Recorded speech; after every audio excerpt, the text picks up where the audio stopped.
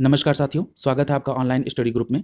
सामान्य ज्ञान की इस विशेष श्रृंखला के अंतर्गत आज के इस पार्ट में भारतीय संविधान और राज्य व्यवस्था से संदर्भित प्रश्नों को देखेंगे और आज ही के इस पार्ट में इस पूरे भारतीय संविधान और राज्य व्यवस्था को कंप्लीट करा दिया जाएगा। तो चलिए शुरू करते हैं आज की ये पार्ट। पहला प्रश्न है, निम्नलिखित में से क्या भारतीय संविधान की मुख्य विशेषता नहीं है? तो यहाँ पहला दिया है कि अर्धसंघीय संरचना, ये भारतीय संविधान की विशेषता है। अगला है प्रतिबद्ध न्यायतंत्र, ये दूसरा ऑप्शन जो है ये भारतीय संविधान की मुख्य विशेषता नहीं है। भारत में एक स्वतंत्र न्यायपालिका की व्यवस्था है, न कि भारत में प्रतिबद्ध न्यायतंत्र की। क्योंकि आपने ये पढ़ा होगा कि भारत ने यूएसए से न्यायपालिका की स्वतंत्रता ली है। ठीक है, यानी यहाँ पर विकल्प बी आपका आंसर हो जाएगा पहले का। प्रश्न संख्या 2 देखिए, पूछ रहा है निम्नलिखित में से किसने संविधान सभा में उद्देश्य प्रस्ताव रखा था? तो आपका सही जवाब होगा उद्देश्य प्रस्ताव जवाहरलाल नेहरू ने रखा था। यहाँ पर विकल्प ए सही हो जाएगा। ये एक बात याद रखिएगा, जवाहरलाल नेहरू ने उद्देश्य प्रस्ताव 13 दिसंबर 1946 को रखा था और प्रारूप समिति के अध्यक्ष कौन थे? डॉक्टर भीमराव अंबेडकर। इसी प्रकार संवैधानिक सलाहकार की भूमिका का निर्वहन किसने किया? तो बीएन राव ने किया था। ये भी बात आप याद रखेंगे। अगला प्रश्न है, भारत जैसे देशों के लिए उपयुक्त संघवाद का श्रेष्ठ स्वरूप क्या है? तो आपका सही जवाब होगा सहकारी संघवाद। यहाँ विकल्प ए सही हो जाएगा। एक उदाहरण देखिए, अगर मान लीजिए कि राज्य को देखें तो पुलिस राज्य की सूची का विषय है, यानी राज्य के अंतर्गत आती है। यदि मान लीजिए राज्य में एक ऐसी स्थिति उत्पन्न हो जाए कि राज्य की पुलिस के नियंत्रण से बाहर हो जाए कोई उपद्रव, तो राज्य केंद्र से यह अनुरोध करता है कि केंद्र अपने रिजर्व पुलिस बल से कुछ बल भेज दे ताकि वो नियंत्रण किया जा सके। तो केंद्र राज्य के अनुरोध पर अपनी रिजर्व फोर्स को वहां भेजता है। ये सहकारी संघवाद का एक प्रत्यक्ष उदाहरण है। यानी तीसरे प्रश्न का सही जवाब क्या हो जाएगा? विकल्प ए सही हो जाएगा। ठीक है, अगला देखिए, प्रश्न संख्या 4 देखेंगे। पूछ रहा है कि संविधान सभा का प्रथम अधिवेशन कब हुआ था? तो आपका सही जवाब होगा विकल्प डी, 9 दिसंबर 1946 को संविधान सभा का प्रथम अधिवेशन हुआ था। एक बात याद रखिएगा, इस अधिवेशन में अस्थायी अध्यक्ष डॉक्टर सच्चिदानंद सिन्हा को बनाया गया और 11 दिसंबर 1946 को संविधान सभा की जो अगली बैठक हुई उसमें डॉक्टर राजेंद्र प्रसाद को निर्विरोध संविधान सभा का स्थायी अध्यक्ष चुना गया। भारतीय संविधान सभा की कुल 12 अधिवेशन हुआ। इस 12वें अधिवेशन में 26 नवंबर 1949 को संविधान को अंगीकृत किया गया और 26 जनवरी 1950 को संविधान को पूर्ण तौर पर लागू कर दिया गया। ये पूरी बात आपको याद रखनी होगी। अगला प्रश्न है, भारतीय संविधान में संघवाद निम्नलिखित में से किस देश से लिया गया है? तो आपका सही जवाब क्या होगा? कनाडा से लिया गया है। यहाँ पर विकल्प बी सही हो जाएगा आपका। यहाँ यूएसए से क्या लिया गया उपबंध उसको देख लीजिए, जैसे मूल अधिकार, न्यायपालिका की स्वतंत्रता, न्यायिक पुनरावलोकन, उपराष्ट्रपति का पद, उच्चतम न्यायपालिका, उच्च न्यायालय के न्यायाधीश के पद को हटाया जाना, राष्ट्रपति पर महाभियोग, ये सभी उपबंध यूएसए से लिए गए। यदि हम ऑस्ट्रेलिया की बात करें तो समवर्ती सूची, व्यापार, वाणिज्य, समागम की स्वतंत्रता, संसद के दोनों सदनों में संयुक्त बैठक भी ऑस्ट्रेलिया से लिया गया है। अगला प्रश्न है, मांटफोर्ट सुधारों की सबसे महत्वपूर्ण विशेषता थी क्या? पहली बात ये समझ लीजिए, ये मांटफोर्ट सुधार क्या है। आपने मांटेग्यू चेम्सफोर्ड सुधार अधिनियम 1919 के बारे में सुना होगा। मांटेग्यू से मांट लिया गया और चेम्सफोर्ड से फोर्ड, उसके बाद इसका नाम रखा गया मांटफोर्ड सुधार। यानी ये भारत शासन अधिनियम 1919 के बारे में पूछ रहा है और पूछ रहा है कि जो आपको ऑप्शन दिए हैं उसमें सबसे महत्वपूर्ण विशेषता क्या है? तो आपका विकल्प सी सही हो जाएगा, केंद्र एवं रियासतों के साथ द्वैत शासित रियासतों के मध्य शक्ति का विभाजन। यानी केंद्र और राज्यों के बीच शक्तियों का विभाजन भी हुआ और रियासतों में क्या था? द्वैत शासन प्रणाली 1919 के भारत शासन अधिनियम में आई। यानी सी ऑप्शन यहाँ पर सही हो जाएगा। अगला प्रश्न देखिए, भारतीय संविधान सभा द्वारा भारतीय संविधान को कब पारित किया गया? तो आपका सही जवाब हो जाएगा 26 नवंबर 1949 को संविधान सभा द्वारा संविधान को पारित किया गया। यानी विकल्प बी आपका सही हो जाएगा। यहां एक बात याद रखिएगा, अगर पूछा जाए कि कब प्रभावी हुआ तो 26 जनवरी 1950 को। ठीक है, और जब 26 नवंबर 1949 को संविधान में कितने अनुच्छेद थे ये पूछा जाए तो 395, कितनी अनुसूची 8 और कितने भाग 22 भाग। और याद रखिएगा प्रत्येक वर्ष 26 नवंबर को संविधान दिवस इसी कारण मनाया जाता है। अगला देखिए, पूछ रहा है कि 1946 की अंतरिम सरकार में कार्यकारी परिषद के उपाध्यक्ष कौन थे? तो आपका सही जवाब क्या हो जाएगा? जवाहरलाल नेहरू उपाध्यक्ष थे। ठीक है, यानी डी ऑप्शन सही हो जाएगा। इसके अलावा गृह मामले, सूचना और प्रसारण मंत्री कौन थे? सरदार वल्लभ भाई पटेल। रक्षा मंत्री बलदेव सिंह, श्रम मंत्री जगजीवन राम, रेलवे और परिवहन मंत्री कौन थे? आसफ अली। ठीक है, अगला प्रश्न देखिए, भारत के प्रथम गृह मंत्री इनमें से कौन थे? तो आपका सही जवाब होगा सरदार पटेल। यानी विकल्प ए सही हो जाएगा आपका। याद रखिएगा, प्रथम श्रम मंत्री जगजीवन राम, प्रथम गैर कांग्रेसी प्रधानमंत्री मोरारजी देसाई और प्रधानमंत्री का क्रम क्या था? चौथा। यूपी के पहले मुख्यमंत्री और भारत के चौथे गृह मंत्री कौन थे? गोविंद बल्लभ पंत। ठीक है, ये भी बात आप याद रखेंगे।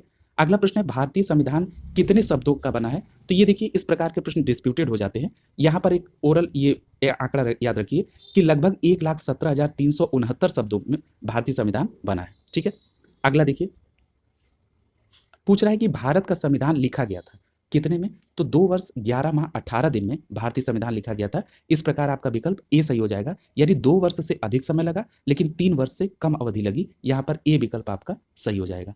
ठीक है, यहाँ एक बात और याद रखिएगा, अगर पूछा जाए कि संविधान के प्रारूप पर कुल कितने दिन बहस हुई, तो आपका जवाब होगा 114 दिन। और ये पूछा जाए कि संविधान निर्माण में कितना व्यय हुआ, तो 63,96,729। कितना अमाउंट खर्च हुआ? 63,96,729।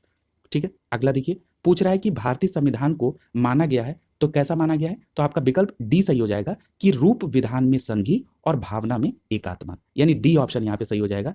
अब यहाँ जरा एक बात समझ लीजिए, अगर एकात्मक संविधान कहा जाता है तो इसका मतलब ये होता है कि इसके अंतर्गत जो भी शक्तियां हैं वो किसी एक ही सरकार में निहित है। और जब हम संघात्मक संविधान की बात करते हैं तो इसका मतलब ये होता है कि केंद्र और राज्यों में विभाजन किया गया है शक्तियों का, यानी कार्यों को दोनों को स्वतंत्र रूप से करने का अधिकार है। यहां पर अगर कुछ मत की बात की जाए तो केसी विहर ने कहा कि भारतीय संविधान अर्धसंघी संविधान है। वहीं डॉक्टर जेनिंग्स ने कहा कि भारतीय संविधान एक ऐसा संघ है जिसमें केंद्रीकरण की सशक्त प्रवृत्ति है। ये दोनों बातें आप याद रखेंगे। अगला है, भारतीय संविधान एक महत्वपूर्ण विशेषता नहीं है इनमें से कौन? पहला कह रहा है कि यह एक लिखित संविधान है, बिल्कुल सही है। इसमें संशोधन किया जा सकता है कुछ भाग में, लेकिन इसकी मूल संरचना में संशोधन नहीं किया जा सकता है, यह भी सही है। यह एक एकल है क्योंकि केंद्र में अधिक शक्ति है। यह संघी भी है क्योंकि शक्ति केंद्र और राज्यों के बीच में विभाजित है, यह भी सही है। अगला कह रहा है कि इसे राज्य के राज्यपाल, सांसदों और विधायकों के परामर्श से संशोधित किया जा सकता है, ये स्टेटमेंट गलत है। ठीक है, क्योंकि संविधान में संशोधन का प्रावधान केवल भारतीय संसद को प्राप्त है अनुच्छेद 368 के तहत, जो भाग 20 में है। ठीक है, यानी यहां पर विकल्प डी आपका आंसर हो जाएगा। ठीक है, अगला देखिए, पूछ रहा है कि निम्नलिखित में से किसने पहले 1935 में संविधान सभा का सुझाव प्रस्तावित किया था? तो आपका सही जवाब क्या हो जाएगा? एमएन रॉय, यानी यहां पर विकल्प डी सही हो जाएगा। यहां एक बात याद रखिएगा कि भारतीय राष्ट्रीय कांग्रेस ने आधिकारिक तौर पर पहली बार 1935 में एक संविधान सभा की मांग की थी, और ये किसके दिमाग की उपज थी? एमएन रॉय की। यदि हम ब्रिटिश सरकार की बात करें तो लिलिथगो प्रस्ताव, या जिसको आप अगस्त प्रस्ताव के नाम से जानते हैं, जो 1940 में आया, ये द्वितीय विश्व युद्ध की समाप्ति के पर संविधान सभा के गठन का विचार की बात कही गई। आगे क्रिप्स प्रस्ताव आया 1942 में, जिसमें पहली बार भारतीयों की संविधान सभा की मांग को स्वीकार किया गया, और अंतोगत्वा कैबिनेट मिशन 1946 के तहत संविधान सभा अस्तित्व में आया। अगला प्रश्न है, संविधान सभा की अल्पसंख्यकों की उप समिति का अध्यक्ष का नाम क्या है? तो आपका सही जवाब क्या हो जाएगा? एच.सी. मुखर्जी, विकल्प सी सही हो जाएगा आपका। ये मद्रास प्रेसिडेंसी के एडवोकेट जनरल भी थे। ठीक है, यानी यहां पर विकल्प सी सही हो जाएगा। यहां एक बात और याद रखिएगा, यदि पूछा जाए कि मौलिक अधिकार संबंधी उप समिति के अध्यक्ष कौन थे, तो आपका जवाब क्या होगा? जेबी कृपलानी। ठीक है, यदि पूछा जाए कि अल्लादी कृष्णा स्वामी अय्यर, जो आपके विकल्प में एक दिया है, ये जो मसौदा तैयार करने वाली समिति थी जिसमें 7 सदस्य थे, उसमें एक सदस्य थे अल्लादी कृष्णा स्वामी अय्यर।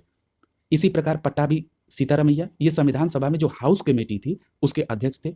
अगर हम बात करें के एम मुंशी की, तो संविधान सभा में ऑर्डर ऑफ बिजनेस कमेटी के अध्यक्ष थे के एम मुंशी। अगला देखिए, भारतीय संविधान सभा द्वारा इसको कब अपनाया गया और 26 जनवरी 1950 को लागू किया गया? तो अभी आपने पढ़ा कि 26 नवंबर 1949 को भारतीय संविधान द्वारा इसे अंगीकृत किया गया, आत्मार्पित किया गया या अपनाया गया, और लागू कब किया गया? 26 जनवरी 1950 को, यानी 16 का सही जवाब क्या हो जाएगा? आपका विकल्प सी सही हो जाएगा, 26 नवंबर 1949 को। अगला प्रश्न देखिए, यहां पर एक बात और समझ लीजिएगा, अभी मैंने आपको जिक्र करते हुए बताया था कि भारतीय संविधान सभा की बैठक में उद्देश्य प्रस्ताव किसने प्रस्तुत किया था? जवाहरलाल नेहरू ने। कब? 13 दिसंबर 1946 को। ठीक है, और एक और महत्वपूर्ण बात आपको याद रखनी है कि भारत के लिए संविधान की रचना हेतु संविधान सभा का विचार सबसे पहले स्वराज पार्टी ने 1924 में दिया था। ठीक है, अगला देखिए, और एक और महत्वपूर्ण बात आपको याद रखनी है कि संविधान सभा में महिला सदस्यों की संख्या कितनी थी? 15 थी। ठीक है, अगला देखिए, पूछ रहा है कि संविधान सभा के पहले अध्यक्ष कौन थे? तो डॉक्टर सच्चिदानंद सिन्हा। अब यहां पर एक बात याद रखिएगा कि जो पहली बैठक हुई थी 9 दिसंबर 1946 को, ये पहली बैठक में सच्चिदानंद सिन्हा अस्थायी अध्यक्ष और 11 दिसंबर 1946 को राजेंद्र प्रसाद स्थायी अध्यक्ष बने थे। ये हम लोगों ने देखा भी था। अगला है ड्राफ्टिंग कमेटी के चेयरमैन कौन है? याद रखिएगा, ड्राफ्टिंग कमेटी बोले या प्रारूप समिति बोले, बोथ आर सेम। तो इसका जवाब क्या होगा? डॉक्टर भीमराव अंबेडकर, यानी विकल्प डी सही हो जाएगा। अभी आपने ये जाना था कि इसमें 7 सदस्य थे, तो ये देख लीजिए, डॉक्टर भीमराव अंबेडकर इसके अध्यक्ष, एन गोपाल स्वामी अयंगर, तीसरे नंबर पे अल्लादी कृष्णा स्वामी अय्यर, के एम मुंशी, सैयद मोहम्मद सादुल्ला, एन माधव राव जो कि बी एल मित्र के स्थान पर आए थे, और टी टी कृष्णामाचारी जो 1949 में डीपी खेतान की मृत्यु के बाद इन्होंने जगह ली थी। तो इन नामों को भी याद करेंगे, ये महत्वपूर्ण प्रश्न आते हैं इस तरह। भारत अगला प्रश्न है, राजनीतिक प्रजातंत्र का तात्पर्य उस जीवन विधा से है जो जीवन में सैद्धांतिक रूप से उदारता, समानता और भ्रातृत्व को स्वीकार करती है। यह कथन किसका है? तो आपका सही जवाब होगा बी आर अंबेडकर, यानी विकल्प आपका ए सही हो जाएगा। अगला देखिए,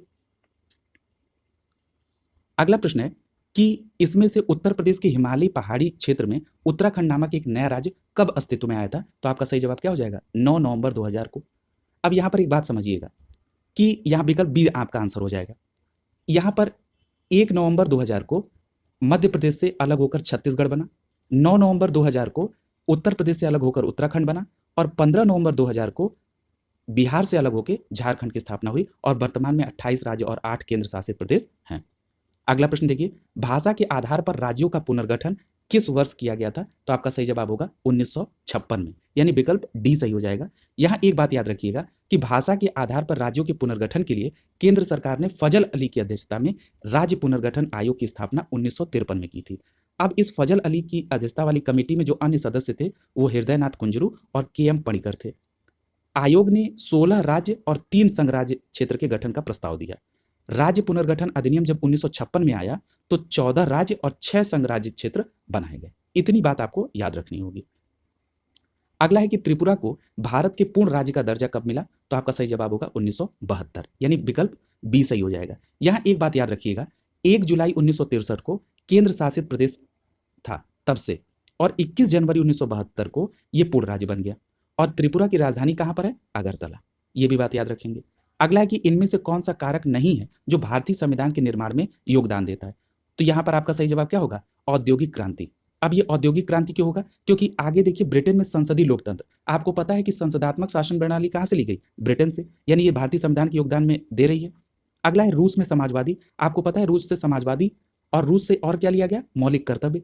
इसी प्रकार अमेरिका से अधिकारों का विधेयक, यानी कि आपको पता है कि अमेरिका से मूल अधिकार भी लिया गया, यानी ये भी भारतीय संविधान के निर्माण में योगदान कर रहा है। तो यहां पर केवल औद्योगिक क्रांति को छोड़कर बाकी सभी भारतीय संविधान के निर्माण में योगदान कर रहे हैं, इसलिए आपका विकल्प ए आंसर हो जाएगा। अगला देखिए, अगर देखें कि ब्रिटेन से क्या क्या लिया गया, तो संसदात्मक शासन प्रणाली, एकल नागरिकता, विधि निर्माण प्रक्रिया, परमाधिकार लेख, संसदीय विशेषाधिकार और द्विसदनात्मक व्यवस्था। इसी प्रकार अगर देखें यूएसए से, तो मूल अधिकार, न्यायपालिका की स्वतंत्रता, न्यायिक पुनरावलोकन का सिद्धांत, उपराष्ट्रपति का पद, उच्चतम न्यायालय और उच्च न्यायालय के न्यायाधीशों को पद से हटाया जाना, और राष्ट्रपति पर महाभियोग, ये यूएसए से लिया गया। इसी प्रकार रूस से अभी आपने चर्चा कर ली कि मौलिक कर्तव्य और समाजवाद, और दक्षिण अफ्रीका से संविधान संशोधन की प्रक्रिया का प्रावधान और राज्यसभा के सदस्यों का निर्वाचन। आयरलैंड से नीति निर्देशक सिद्धांत लिया गया।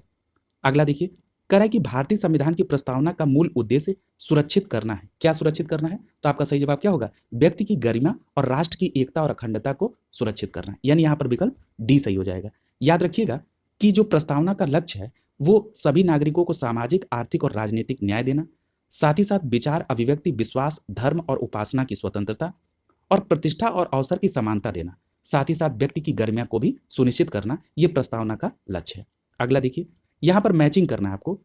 पहला दिया है प्रभुत्व संपन्न, तो यहां पर आप देखिए प्रभुत्व संपन्न का मतलब क्या होता है? प्रभुत्व संपन्न का मतलब है कि लोगों को बाह्य और आंतरिक मामलों में निर्णय लेने की सर्वोच्च अधिकार, यानी पहले को आप बी के साथ सुमेलित करेंगे।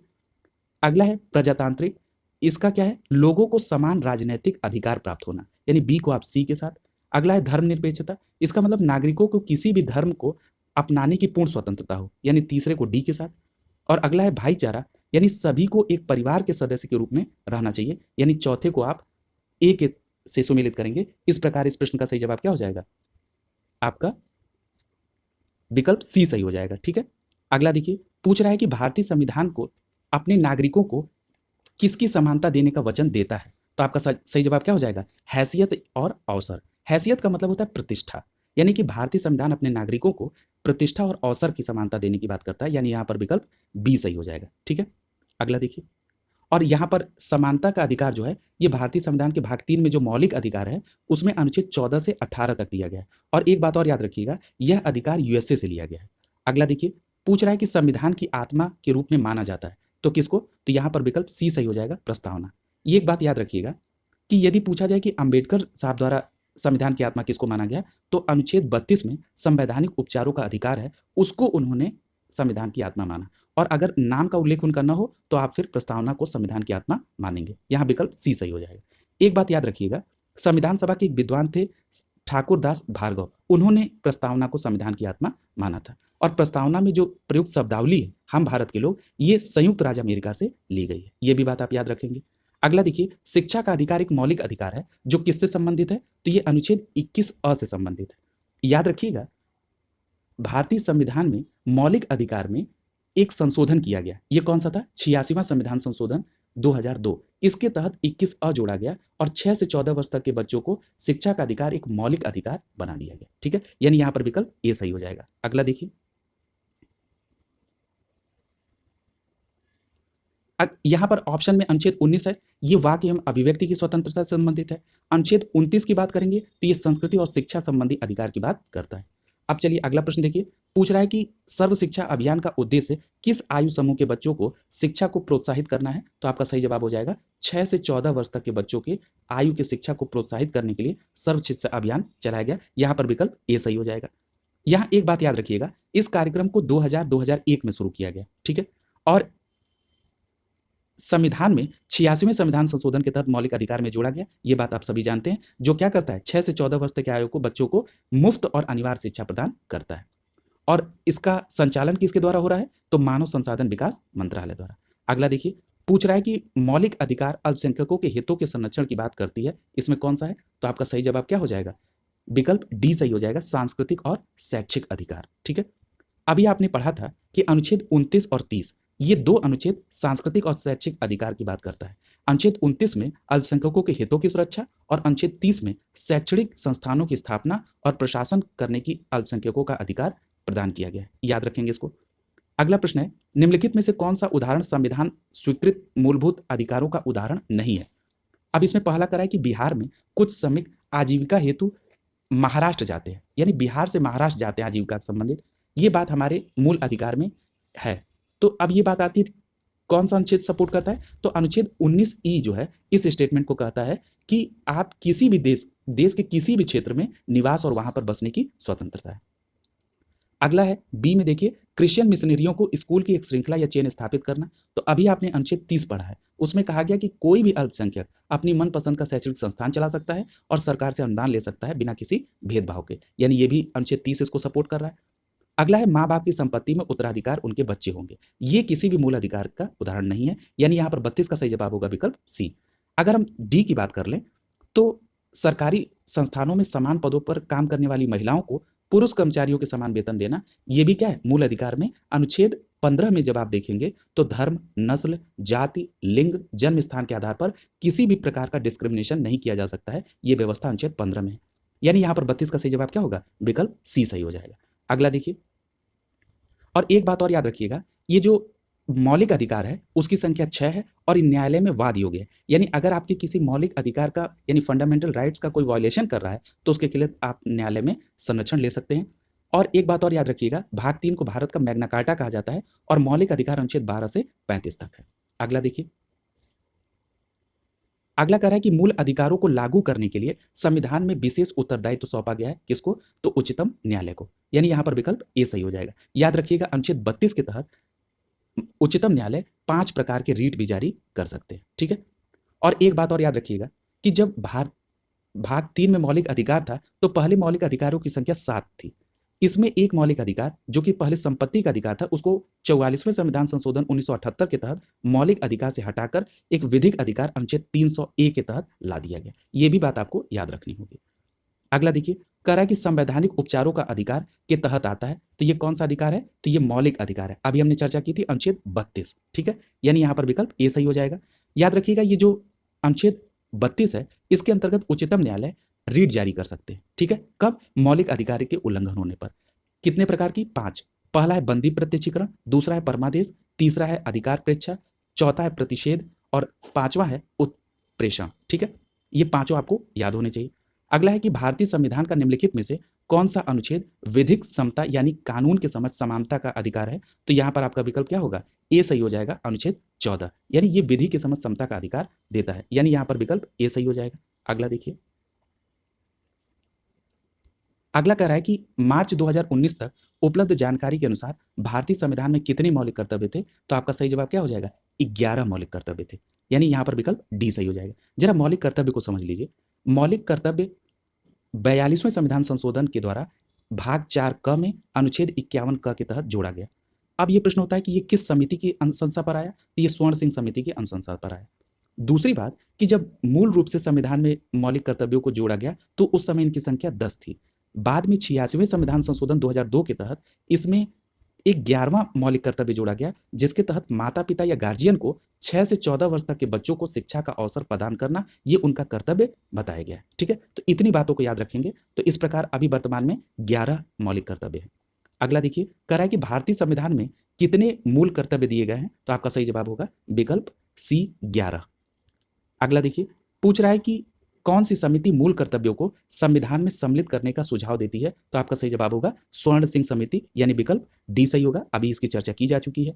अगला कह रहा है निम्नलिखित में से एक संस्तुति के आधार पर मूल कर्तव्यों से संबंधित प्रावधानों को भारत के संविधान में जोड़ा गया था। किसके? स्वर्ण सिंह समिति के आधार पर, यानी यहां पर विकल्प बी सही हो जाएगा। अगला देखिए, यहां एक बात याद रखिएगा, ये जो बलवंत राय मेहता समिति है ये पंचायती राज से संबंधित है। यदि पूछा जाए कि आयंगर समिति, तो ये केंद्रीय संगठन के पुनर्गठन से संबंधित है। इसी प्रकार ठक्कर आयोग का संबंध इंदिरा गांधी की हत्याकांड से संबंधित है। अगला प्रश्न देखिए, भारतीय संविधान के अंतर्गत निम्नलिखित में से कौन सा एक मौलिक कर्तव्य नहीं है? पहला दिया है लोक चुनावों में वोट डालना। याद रखिएगा, लोक चुनाव में वोट डालना ये आपका मौलिक कर्तव्य नहीं है। ठीक है, लेकिन यानी आपके प्रश्न संख्या 40 का सही जवाब क्या हो गया? प्रश्न संख्या 40 का सही जवाब हो गया विकल्प ए। ठीक है, ये मौलिक कर्तव्य के अंतर्गत नहीं आता है। लेकिन अगर आप विकल्प बी पे जाएंगे, जिसमें वैज्ञानिक दृष्टिकोण और ज्ञानार्जन की भावना को विकसित करना है, ये आपका मौलिक कर्तव्य है। आपसे पूछा जाए कि ये किस अनुच्छेद के तहत आएगा, तो आपका जवाब होगा 51 क के अंतर्गत, 51 क ज में, 51 क ज में। अगला है लोक संपत्ति की सुरक्षा, ये भी मौलिक कर्तव्य है, ये 51 क के झ में आएगा। अगला है संविधान को मानना और इनके आदर्शों का कद्र करना, ये अनुच्छेद 51 क के क में आएगा। ठीक है, ये भी याद रखिएगा। ठीक है, यानी यहां पर विकल्प ए सही हो जाएगा। अगला देखिए, पूछ रहा है कि मौलिक कर्तव्यों से संबंधित अनुच्छेद 51 क को किस संविधान संशोधन द्वारा शामिल किया गया? तो अभी आपने पढ़ा है 42वें संविधान संशोधन 1976 के द्वारा, यानी यहां पर विकल्प। अगला प्रश्न है निम्नलिखित में से क्या भारतीय नागरिकों को आर्थिक न्याय प्रदान करता है? अभी आपने पढ़ा था कि प्रस्तावना में 3 प्रकार के न्याय, सामाजिक, आर्थिक और राजनीतिक न्याय। मैंने आपको बताया था कि डीपीएसपी में यानी राज्य के नीति निर्देशक तत्वों में भी 3 प्रकार के न्याय हैं, सामाजिक, आर्थिक और राजनीतिक। ये किस अनुच्छेद में है? अनुच्छेद 38 में दिया गया। ठीक है, यानी आपका सही जवाब क्या हो जाएगा? विकल्प यहां पर सी सही हो जाएगा। ठीक है, अगला देखिए, पूछ रहा है कि महिलाओं को सामाजिक और आर्थिक रूप से सशक्त बनाने में मदद करता है। तो जब महिलाओं को शिक्षित किया जाएगा तो वो सामाजिक और आर्थिक रूप से सशक्त होंगी, यानी 43 का सही जवाब होगा विकल्प ए सही हो जाएगा। अगला देखिए, पूछ रहा है कि अंतर्राष्ट्रीय शांति और सुरक्षा को बढ़ावा देने के लिए संबंधित प्रावधान भारतीय संविधान के निम्नलिखित में से किस भाग में उल्लेखित है? तो आपका सही जवाब क्या हो जाएगा? राज्य के नीति निर्देशक तत्व में। अब ये राज्य के नीति निर्देशक तत्व में क्यों आया? क्योंकि जो अंतर्राष्ट्रीय शांति और सुरक्षा है ये अनुच्छेद 51 में है, और आपको पता है कि राज्य का नीति निर्देशक तत्व अनुच्छेद 36 से लेकर 51 तक है, यानी 51 किसमें आएगा? डीपीएसपी यानी राज्य के नीति निर्देशक तत्व, यानी विकल्प बी सही हो जाएगा आपका। अगला देखिए, और ये आयरलैंड से लिया गया है। अगला प्रश्न कह रहा है कि भारत एक मात्र राज्य जहां पर समान सिविल कोड यानी कॉमन सिविल कोड है, इसका सही जवाब क्या होगा? विकल्प ए। कहां पर? गोवा में। अगर मैं ये पूछूं कि कॉमन सिविल कोड किस अनुच्छेद में है, तो आपका सही जवाब होगा अनुच्छेद 44 में। अगला प्रश्न देखिए, पूछ रहा है कि लोकसभा में मतदान करते समय टाई की स्थिति में कौन वोट डालने का किसका अधिकार है? तो आपका सही जवाब किसका होगा? स्पीकर का अधिकार होगा, यानी ये बी ऑप्शन यहां पे सही होगा, और ये अधिकार अनुच्छेद 100 के सब क्लॉज 1 के तहत प्राप्त है। ठीक है, यानी बी ऑप्शन यहां होगा। अगर मैं लोकसभा स्पीकर के यानी लोकसभा अध्यक्ष के कुछ अधिकारों की बात करूं, तो लोकसभा और राज्यसभा की जो संयुक्त अधिवेशन होती है उसकी अध्यक्षता लोकसभा अध्यक्ष करते हैं। लोकसभा स्पीकर भारतीय संसदीय समूह के पदेन सभापति के रूप में भी कार्य करते हैं। अगला है, निम्नलिखित में से कौन सा भारत का कार्यवाहक राष्ट्रपति नहीं था? तो आपका सही जवाब क्या होगा? डॉक्टर जाकिर हुसैन। यहाँ पे बी ऑप्शन सही हो जाएगा। याद रखिएगा, डॉक्टर जाकिर हुसैन भारत के तीसरे राष्ट्रपति थे और पहले मुस्लिम राष्ट्रपति, और इनका कार्यकाल 1967 से 1969 तक है। अगर हम अन्य विकल्प की बात करें, बीबी गिरी, ये कार्यवाहक राष्ट्रपति थे, ये भारत के चौथे राष्ट्रपति बने। ठीक है। अगला है न्यायमूर्ति मोहम्मद हिदायतुल्लाह, ये भी कार्यवाहक राष्ट्रपति रहे, उनका ड्यूरेशन दिया है। बीडी जत्ती की बात करें तो ये भी फरुखुद्दीन अली अहमद के निधन पर कार्यवाहक राष्ट्रपति बने थे। तो इन तीनों लोगों का नाम कार्यवाहक राष्ट्रपति के तौर पर निश्चित तौर पर आप याद रखेंगे। अगला देखिए, अगला प्रश्न है, भारत में राष्ट्रपति अपना कार्यकाल पूरा करने से पहले अपना त्यागपत्र किसको सौंपते हैं? तो आपका सही जवाब क्या होगा? उपराष्ट्रपति को, यानी यहाँ पर विकल्प बी सही हो जाएगा। याद रखिएगा, वो उपराष्ट्रपति को अपना इस्तीफा सौंपेंगे, इसके बाद उपराष्ट्रपति राष्ट्रपति के इस्तीफे की सूचना लोकसभा अध्यक्ष को दे देते हैं। अगला प्रश्न है, भारत के पहले प्रधानमंत्री जवाहरलाल नेहरू ने 14 अगस्त 1947 की मध्यरात्रि को नियति से वादा यानी ट्रस्ट विद डेनेस्टी शीर्षक नामक भाषण कहां पर दिया था? तो आपका सही जवाब होगा संसद यानी संविधान सभा में, विकल्प सी सही हो जाएगा, 14 अगस्त 1947 को। अगला प्रश्न है, अनुसूचित जनजाति के संरक्षण के लिए एक क्षेत्र को अनुसूचित क्षेत्र के रूप में घोषणा करने की शक्ति किसके पास है? तो आपका सही जवाब क्या हो जाएगा? ये शक्ति भारत के राष्ट्रपति के पास है, यानी विकल्प बी सही हो जाएगा। याद रखिएगा, भारत के राष्ट्रपति संबंधित राज्य के राज्यपाल के परामर्श पर किसी अनुसूचित क्षेत्र की सीमा व नाम में परिवर्तन भी कर सकते हैं, और इसका उल्लेख किसमें है? 5वीं अनुसूची में। ठीक है। अगला देखिए, कराए कि राष्ट्रपति द्वारा राज्यसभा में कितने सदस्यों को नामित किया जाता है? तो आपका सही जवाब होगा 12 सदस्यों को नामित किया जाता है, यहां पर विकल्प सी सही हो जाएगा। याद रखिएगा, अनुच्छेद 80 के क में राज्यसभा में 12 ऐसे व्यक्तियों को मनोनीत करने का अधिकार राष्ट्रपति को है जो साहित्य, कला, विज्ञान, समाज सेवा के क्षेत्र में विशेष ज्ञान और अनुभव रखते हैं। और ये कहां से लिया गया? ये आयरलैंड से लिया गया है। अगला देखिए, करा कि मृत्यु के दंड के मामले में क्षमा देने का अधिकार किसके पास है? तो आपका सही जवाब होगा विकल्प बी सही हो जाएगा, राष्ट्रपति। और राष्ट्रपति को यह पावर अनुच्छेद 72 के तहत क्षमादान का दिया गया है, यानी ये भी बात आप याद रखेंगे। अगला देखिए, पूछ रहा है कि नीलम संजीवन रेड्डी भारत के कौन से राष्ट्रपति थे? तो आपका सही जवाब होगा नीलम संजीवन रेड्डी भारत के 6वें राष्ट्रपति थे, यानी विकल्प बी सही हो जाएगा। यहां एक बात और याद रखिएगा, उनका कार्यकाल 25 जुलाई 1977 से 25 जुलाई 1982 तक था, और जब 1977 के आम चुनाव में इंदिरा गांधी चुनाव हार गई थी तो जनता पार्टी की ने उनको राष्ट्रपति प्रत्याशी बनाया, और इस प्रकार भारत के पहले गैर कांग्रेसी राष्ट्रपति बने नीलम संजीवन रेड्डी। ये भी बात आप याद रखेंगे। अगला है, भारत के राष्ट्रपति द्वारा चरित्र को बदलने बिना समाज सजा की मात्रा को कम करना, अनुच्छेद 72 को क्या कहा जाएगा? तो अभी आपने पढ़ा है क्षमादान, यानी यहां पर विकल्प सी सही हो जाएगा। अगला देखिए, श्री रामनाथ कोविंद भारत के किस क्रम के राष्ट्रपति हैं? तो आपका सही जवाब होगा 14वें राष्ट्रपति, यानी यहां पर विकल्प बी सही हो जाएगा। यहां एक बात याद रखिएगा, अगर पूछा जाए कि देश की प्रथम महिला राष्ट्रपति तो प्रतिभा देवी सिंह पाटिल, और किस क्रम की है? तो 12वें क्रम की। 13वें क्रम में प्रणब मुखर्जी और 14वें पे श्री रामनाथ कोविंद है। अगला देखिए, पूछ रहा है रामनाथ कोविंद किस क्रम के? तो 14वें, विकल्प बी सही हो जाएगा। अगला है, भारत के राष्ट्रपति का कार्यकाल कितने वर्षों का होता है? तो आपका सही जवाब क्या होगा? 5 वर्षों का, यानी विकल्प यहां पर सी सही हो जाएगा। अगले प्रश्न की तरफ चलते हैं। अगला प्रश्न कह रहा है कि राष्ट्रपति, उपराष्ट्रपति, राज्यसभा के सभी सदस्य उपयुक्त में से कौन आनुपातिक प्रतिनिधित्व प्रणाली के नियमानुसार एकल संक्रमणी मत के माध्यम से गुप्त मतदान वाला मतदान को चुना गया है? तो आपका यहां सही जवाब क्या होगा? राष्ट्रपति और उपराष्ट्रपति, यानी 1 और 2। ठीक है, तो यहां पर आपका सही आंसर क्या हो जाएगा? विकल्प ए सही हो जाएगा। यहां एक बात ये समझिएगा, राष्ट्रपति को अनुच्छेद 55 के तहत और उपराष्ट्रपति को अनुच्छेद 66 के तहत यह संविधान में प्रावधान किया गया है। यदि हम बात करें समानुपातिक प्रतिनिधित्व की, तो इसका मतलब होता है समान अनुपात में प्रतिनिधित्व, और एकल संक्रमणी प्रणाली का मतलब एक से अधिक उम्मीदवार होने पर मतदाताओं द्वारा मतदान वरीयता क्रम में दिया जाता है। ठीक है। अगला, भारत का निम्नलिखित में से कौन सा राष्ट्र निर्विरोध निर्वाचित हुआ था? तो राष्ट्रपति, तो पूछा जा रहा है कि निर्विरोध राष्ट्रपति इनमें से कौन निर्वाचित हुआ? तो आपका सही जवाब होगा नीलम संजीवन रेड्डी, यानी विकल्प सी सही हो जाएगा। एक बात याद रखिएगा कि इनका निर्विरोध, ये भारत के 6वें राष्ट्रपति थे। ठीक है, तो इनका कार्यकाल अभी आपने पढ़ा भी था। करा निम्नलिखित में से भारतीय राष्ट्रपति ने आयरिश स्वतंत्रता संग्राम में भाग लिया, इसके लिए वो जेल भी गए थे, वो कौन थे? तो आपका सही जवाब क्या होगा? आपका विकल्प ए सही हो जाएगा, वीवी गिरी, यानी यहां पर विकल्प ए सही हो जाएगा। एक बात याद रखिएगा, वीवी गिरी जो है ये डबलिन यूनिवर्सिटी में कानूनी की पढ़ाई पढ़ने गए आयरलैंड, वहां पर डी वलेरा जैसे प्रसिद्ध ब्रिटिश विद्रोही के संपर्क में आ गए, और उसके बाद उन्होंने सिन फिन आंदोलन से वो जुड़ गए, और इसके कारण वो जेल भी गए और आयरलैंड से निष्कासित भी हुए। इस प्रकार यहाँ पर ए ऑप्शन बिल्कुल सही हो जाता है। और बीवी गिरी भारत के 4थे राष्ट्रपति थे और तीसरे उपराष्ट्रपति भी थे, और 1975 में उनको भारत रत्न मिला था। अगला प्रश्न है, भारत के राष्ट्रपति अपना त्यागपत्र किसको संबोधित करते हुए देते हैं? तो आपका सही जवाब क्या होगा? उपराष्ट्रपति को। अभी आपने पढ़ा था, यहाँ विकल्प सी सही हो जाएगा।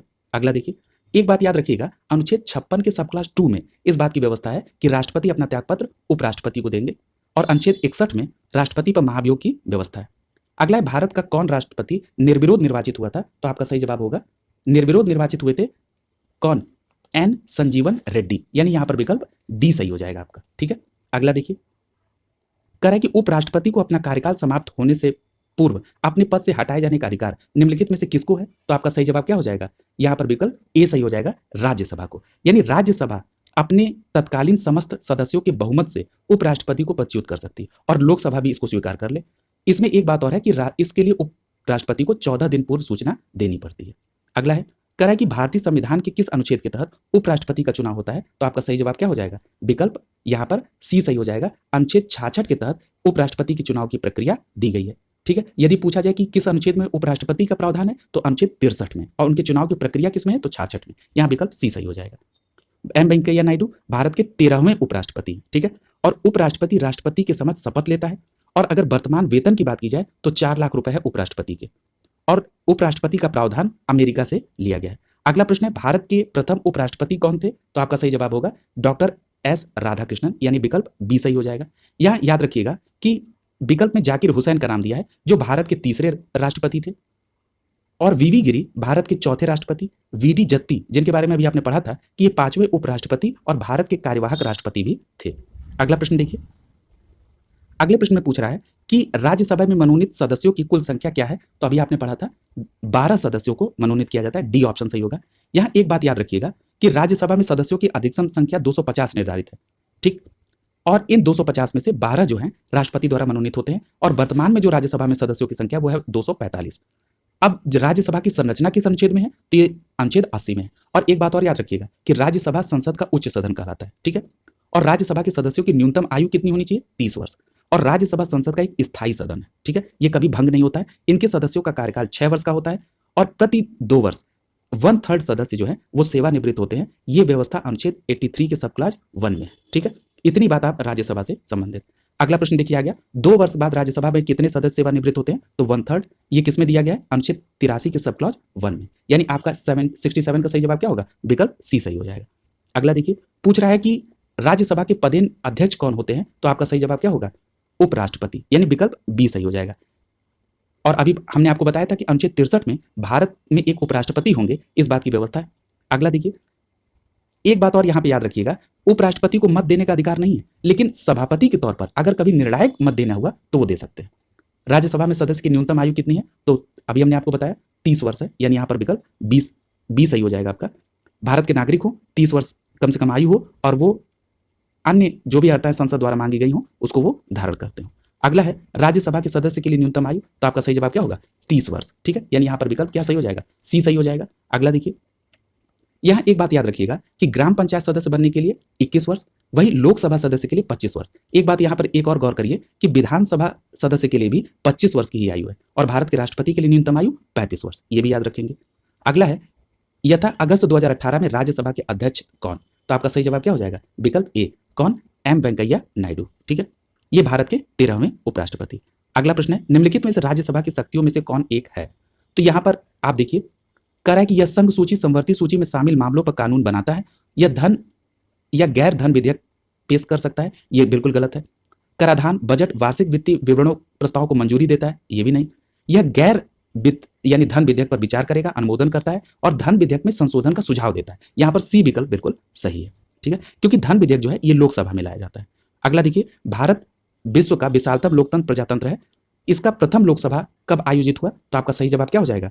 13 मई 1952 को। एक बात याद रखिएगा, ये जो प्रथम लोकसभा का गठन है ये 17 अप्रैल 1952 को हुआ था, और ये 13 मई 1952 क्या है? तो 13 मई 1952 को ही इसकी पहली बैठक हुई थी, और प्रथम लोकसभा अध्यक्ष कौन? गणेश वासुदेव मावलंकर, ये भी बात याद रखेंगे। और द्वितीय लोकसभा अध्यक्ष की बात की जाए तो द्वितीय लोकसभा अध्यक्ष कौन थे? अनंतम सयनम, ये द्वितीय लोकसभा, ठीक है, ये भी बात आप याद रखेंगे। अगला प्रश्न है कि लोकसभा की सदस्यता के लिए उम्मीदवार की न्यूनतम आयु क्या निर्धारित की गई है? तो आपका सही जवाब क्या हो जाएगा? विकल्प बी, 25 वर्ष, ठीक है, यानी यहां पर 25 वर्ष निर्धारित की गई है।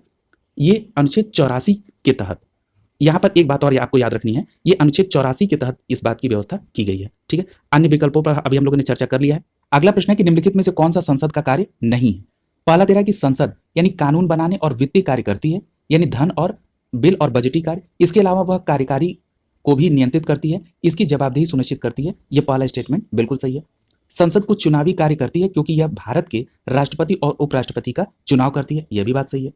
अगला कह रहा है कि संसद में संविधान यानी संशोधन शक्ति परिवर्तन को लागू करने का अधिकार है, यह भी बात सही है अनुच्छेद 368 के तहत। अगला कह रहा है कि संसद के पास कोई न्यायिक कार्य नहीं है, राष्ट्रपति, उपराष्ट्रपति और सुप्रीम कोर्ट और उच्च न्यायालयों के न्यायाधीश को हटाने के लिए मंत्रियों की परिषद जिम्मेदार है, यह स्टेटमेंट गलत है। इन सभी को हटाने का यानी इनके खिलाफ महाभियोग चलाने का जो अधिकार है वो भारतीय संसद के पास है, यानी विकल्प डी आपका आंसर हो जाएगा। अगला देखिए, और याद रखिएगा यदि इनके खिलाफ जो महाभियोग प्रस्ताव आएगा उसमें कम से कम 1/4 सदस्यों के हस्ताक्षर होने चाहिए और 2/3 मेजॉरिटी के साथ संकल्प को पारित होना चाहिए। अगला प्रश्न कह रहा है कि लोकसभा या विधानसभा चुनाव में खड़े होने के लिए उम्मीदवार की न्यूनतम आयु कितने वर्ष होनी चाहिए? तो अभी आपने पढ़ा है 25 वर्ष की होनी चाहिए और पंचायत में 21 वर्ष। अगला कह रहा है कि लोकसभा के चुनाव में उम्मीदवार की न्यूनतम आयु, तो आपका सही जवाब क्या हो जाएगा? अनुच्छेद 25 बी ऑप्शन यहाँ पे सही हो जाएगा।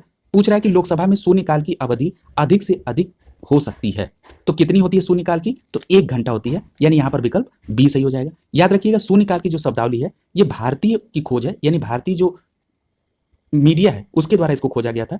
और याद रखिएगा जो इसका समय होता है ये प्रश्नकाल के बाद 1 घंटे का समय होता है, यानी 12 बजे से 1 बजे का समय होता है। और याद रखिएगा शून्यकाल के दौरान लोकहित के विषय में जो अति आवश्यक प्रश्न पूछे जाते हैं जिनके पूर्व सूचना की नहीं दी जाती, ऐसा नहीं कि इसकी पूर्व सूचना दी जाएगी और वही प्रश्न पूछे जाएंगे। ठीक है, अगला देखिए, पूछ रहा है कि शून्यकाल का क्या अर्थ है? तो आपका सही जवाब क्या हो जाएगा? विकल्प बी सही हो जाएगा, जब कोई अति महत्वपूर्ण विषय पर चर्चा उठाई जाए। अगला देखिए, पूछ रहा है कि लोकसभा के सदस्यों द्वारा निजी विधेयक पेश करने की सूचना अवधि कितनी है? तो आपका सही जवाब क्या हो जाएगा? विकल्प ए सही हो जाएगा। ठीक है, यानी 1 माह की अवधि। और अगर कभी सरकारी सदस्यों द्वारा विधेयक पेश की अवधि पूछी जाए तो आपका जवाब होगा 7 दिन। अब जरा यहां पर यह समझ लीजिए कि कौन सरकारी बिल या सार्वजनिक बिल होता है और कौन निजी विधेयक होता है। यदि कार्यकारिणी के मंत्री द्वारा कोई विधेयक पेश किया जाएगा तो वो सरकारी बिल या सार्वजनिक बिल होता है। यदि मंत्री के इतर किसी भी संसद सदस्य द्वारा कोई बिल या विधेयक प्रस्तुत किया जाएगा तो उसको निजी विधेयक कहते हैं। अगला देखिए, पूछ रहा है कि वर्तमान में कितने लोकसभा निर्वाचित क्षेत्र हैं? इस संख्या में 1971 से कोई परिवर्तन नहीं हुआ है, तो आपका सही जवाब क्या हो जाएगा? 543। ठीक है, यानी विकल्प यहाँ पर ए सही हो जाएगा। यहाँ एक बात याद रखिएगा कि अभी आपने पढ़ा कि इसमें कब से परिवर्तन नहीं हुआ है, तो इसमें 1971 से जो है कोई परिवर्तन नहीं हुआ है। यहाँ एक बात आपको याद रखना होगा कि वर्तमान में कितने लोकसभा निर्वाचन क्षेत्र हैं? 543। और लोकसभा में निर्वाचित सदस्यों की अधिकतम सीमा कितनी निर्धारित की गई है? 552। तो 84वें संविधान संशोधन 2001 के तहत लोकसभा के कुल सदस्यों की संख्या और लोकसभा में राज्यों का जो आवंटित संख्या है इसको 2026 तक यथावत रखने का प्रावधान है। किस संशोधन के तहत? 84वें संविधान संशोधन के तहत। अगला देखिए, पूछ रहा है संविधान द्वारा विचार की गई लोकसभा की अधिकतम ताकत क्या है? ठीक है, तो आपका सही जवाब क्या हो जाएगा? विकल्प सी सही हो जाएगा, 552, यानी यहाँ पर विकल्प सी सही हो जाएगा। अगर हम इस 552 को ब्रेक करें तो 530 सदस्य राज्यों द्वारा निर्वाचित होकर आएंगे, 20 सदस्य संघीय क्षेत्र से निर्वाचित होंगे और कह रहा है कि आंग्ल भारतीयों की तरफ से 2 सदस्य मनोनीत होंगे। यहां पर एक जरा करेक्शन कर लीजिएगा, ये जो 2 सदस्य आंग्ल भारतीयों का मनोनयन राष्ट्रपति द्वारा है ये 104वें संविधान संशोधन द्वारा अब इसको समाप्त कर दिया गया है। ठीक है, तो ये बात आप याद रखेंगे। इसके अलावा चीजें आपने पहले देख ली हैं। अगला कह रहा है कि लोकसभा में कितनी सीटें अनुसूचित जाति और अनुसूचित जनजाति के प्रतिनिधियों की आरक्षित है? तो आपका सही जवाब क्या हो जाएगा? विकल्प यहाँ पर डी सही हो जाएगा, यानी 131 सीटें अनुसूचित जाति और अनुसूचित जनजाति की हैं। यदि हम इसको अलग करें तो 84 सीटें अनुसूचित जाति की और 47 सीटें अनुसूचित जनजाति की है। यदि अनुच्छेद की बात की जाए तो अनुच्छेद 330 में लोकसभा में अनुसूचित जाति और जनजाति के स्थानों के आरक्षण का प्रावधान है। अगला प्रश्न पूछ रहा है कि लोकसभा के सदस्यों का कार्यकाल कितने वर्ष का होता है? तो आपका सही जवाब होगा 5 वर्ष का कार्यकाल होता है, विकल्प डी सही हो जाएगा यहाँ। अगला कह रहा है कि लोकसभा के पहले स्पीकर कौन थे? तो जीवी मावलंकर लोकसभा के पहले अध्यक्ष थे, यहाँ पर विकल्प ए सही हो जाएगा। यहाँ एक बात याद रखिएगा, अभी आपने पढ़ा था जीवी मावलंकर का फुल फॉर्म क्या था? गणेश वासुदेव मावलंकर, और ये 1952 से 56 तक लोकसभा के अध्यक्ष थे। ठीक है, लोकसभा को निम्न सदन कहा जाता है। ठीक है, अगला देखिए, कह रहा है कि भारत में निम्न में से किस लोकसभा अध्यक्ष का कुल कार्यकाल सर्वाधिक रहा है? तो आपका सही जवाब क्या हो जाएगा? किसका कुल कार्यकाल सर्वाधिक रहा है? तो डॉक्टर बलराम जाखड़ का। ठीक है, यानी यहाँ पर विकल्प क्या सही हो जाएगा? सी सही हो जाएगा आपका। अगला देखिए, अगर हम बात करें बलराम जाखड़ की तो ये 22 जनवरी 1980 से लेके 15 जनवरी 1985 तक और उसके बाद 16 जनवरी 1985 से लेकर 18 दिसंबर 1989 तक लोकसभा के अध्यक्ष रहे। और एक बात और याद रखिएगा कि ये स्वतंत्र भारत में लगातार 2 बार पूर्ण अवधि तक बने रहने वाले एकमात्र अध्यक्ष हैं। अगला प्रश्न है कि उत्तर प्रदेश में कुल कितने लोकसभा संसदीय क्षेत्र हैं? तो आपके सही जवाब क्या हो जाएगा? उत्तर प्रदेश में कुल 80 लोकसभा की संसदीय क्षेत्र है, यानी सी ऑप्शन यहाँ पे सही हो जाएगा। लोकसभा को अभी हमने आपको बताया कि निम्न सदन या प्रथम सदन कहा जाता है। इसका गठन कब हुआ था? 17 अप्रैल 1952 को, और अनुच्छेद 81 में इस बात का जिक्र है। और वर्तमान में 545 और 80 सीटें उत्तर प्रदेश से। अगला प्रश्न पूछ रहा है कि संसद में गुजरात राज्य से कितनी सीटें आवंटित की गई हैं? तो आपका सही जवाब यहाँ पर क्या हो जाएगा? यहाँ पर एक बात याद रखिएगा, यहाँ पर पूछ रहा है कि कितनी संसद में गुजरात की सीटें। यदि यहाँ पर पूछता कि लोकसभा में गुजरात की कितनी सीटें, तो सही जवाब क्या होता? 26। यहाँ संसद में करा, यानी कि ये राज्यसभा पूछ रहा है कि लोकसभा पूछ रहा है कि दोनों जोड़ के। संसद का मतलब कि दोनों जोड़ के होना चाहिए। तो राज्यसभा में गुजरात की 11 सीटें, अगर दोनों को ऐड कर दिया जाए तो 26 और 11 37 सीटें संसद में गुजरात राज्य की हैं, जो कि विकल्प में नहीं है, इसलिए यह प्रश्न डिस्प्यूटेड हो गया था। अगला देखिए, पूछ रहा है कि भारत संसद में मंत्रिमंडल के विरुद्ध अविश्वास प्रस्ताव पेश करने के लिए न्यूनतम सांसदों का समर्थन आवश्यक है। तो आपका सही जवाब क्या हो जाएगा? न्यूनतम 50 सांसदों का समर्थन आवश्यक है, यानी यहाँ पर विकल्प डी सही हो जाएगा। यहाँ पर एक बात और याद रखिएगा कि संविधान में अविश्वास प्रस्ताव का कोई उल्लेख नहीं है, लेकिन संविधान के अगर अनुच्छेद 118 की बात करें तो ये प्रत्येक सदन को अपनी प्रक्रिया के नियम बनाने का अधिकार देता है, और इसी अनुच्छेद 118 का इस्तेमाल करके लोकसभा ने अपने यहाँ नियम 198 बनाया, और इसमें यह प्रावधान किया गया कि कोई भी सदस्य लोकसभा अध्यक्ष को मंत्रिमंडल के विरुद्ध अविश्वास प्रस्ताव का नोटिस दे सकता है। ठीक है, अगला देखिए, पूछ रहा है सांसद निधि की वर्तमान राशि कितनी है? तो आपका सही जवाब क्या हो जाएगा? 5 करोड़ रुपए प्रति वर्ष, यानी यहाँ पर विकल्प ए सही हो जाएगा आपका। अगला देखिए, और एक बात और याद रखिएगा, सांसद स्थानीय क्षेत्र विकास योजना बनाई गई, और इस योजना का नाम क्या है? MP lands, LADS। ठीक है, एमपी लैंड्स यानी member of parliament local area development scheme. ठीक है, अगला देखिए, यहाँ संघीय कार्यपालिका से संबंधित प्रश्न है। पूछ रहा है कि निम्नलिखित में से कौन सा एक बहुमुख्य सिद्धांत है जिस पर संसदीय प्रणाली संचालित होती है? तो आपका सही जवाब क्या हो जाएगा? कार्यपालिका का विधायिका के प्रति उत्तरदायित्व। ठीक है, यानी यहाँ पर विकल्प क्या सही हो जाएगा? ए सही हो जाएगा। याद रखिएगा, अनुच्छेद 75 के 3 में मंत्रिपरिषद लोकसभा के प्रति उत्तरदायी होते हैं। इसका मतलब ये हो गया कि भारत में संसदीय शासन प्रणाली की सरकार है, इसका सीधा मतलब है, और इसको आप मंत्रिमंडलीय शासन व्यवस्था भी कह सकते हैं। और विधि निर्माण की सर्वोच्च संस्था पूछी जाए तो भारत की संसद। और यहां पर एक बात और याद रखिएगा कि कार्यपालिका अपनी कृतियों के लिए संसद के प्रति उत्तरदायी होती है। अगला प्रश्न पूछ रहा है कि निम्नलिखित में से किसी भी भारत के उप प्रधानमंत्री के रूप में कार्यभार इसमें किसने नहीं संभाला था? जो ऑप्शन दिए गए हैं, तो याद रखिएगा इसमें बीपी सिंह का नाम दे रहा है, यानी इनका पूरा नाम क्या था? बीपी सिंह का पूरा नाम विश्वनाथ प्रताप सिंह था, और ये भारत के 8वें प्रधानमंत्री थे, और ये उत्तर प्रदेश के मुख्यमंत्री थे। ये कभी भी उप प्रधानमंत्री नहीं रहे। ठीक है, यानी यहाँ पर विकल्प सी सही हो जाएगा। ठीक है, अगर हम बात करें अन्य नाम की जो उप प्रधानमंत्री रहे, सरदार वल्लभ भाई पटेल, मोरारजी देसाई, चौधरी चरण सिंह, जगजीवन राम, यशवंत राव बलवंत राव चौहान, माधवी देवी लाल और लाल कृष्ण आडवाणी। अगला प्रश्न देखिए, पूछ रहा है कि भारत के केंद्रीय मंत्रिमंडल में अधिकतम कितने मंत्री हो सकते हैं? तो आपका सही जवाब क्या हो जाएगा? लोकसभा की संख्या कुल संख्या का 15%, यानी यहाँ पर विकल्प ए सही हो जाएगा। अब ये बात आती है कि इसकी व्यवस्था किसके द्वारा दी गई है? तो याद रखिएगा कि 91वें संविधान संशोधन 2003 के तहत एक व्यवस्था और की गई। क्या?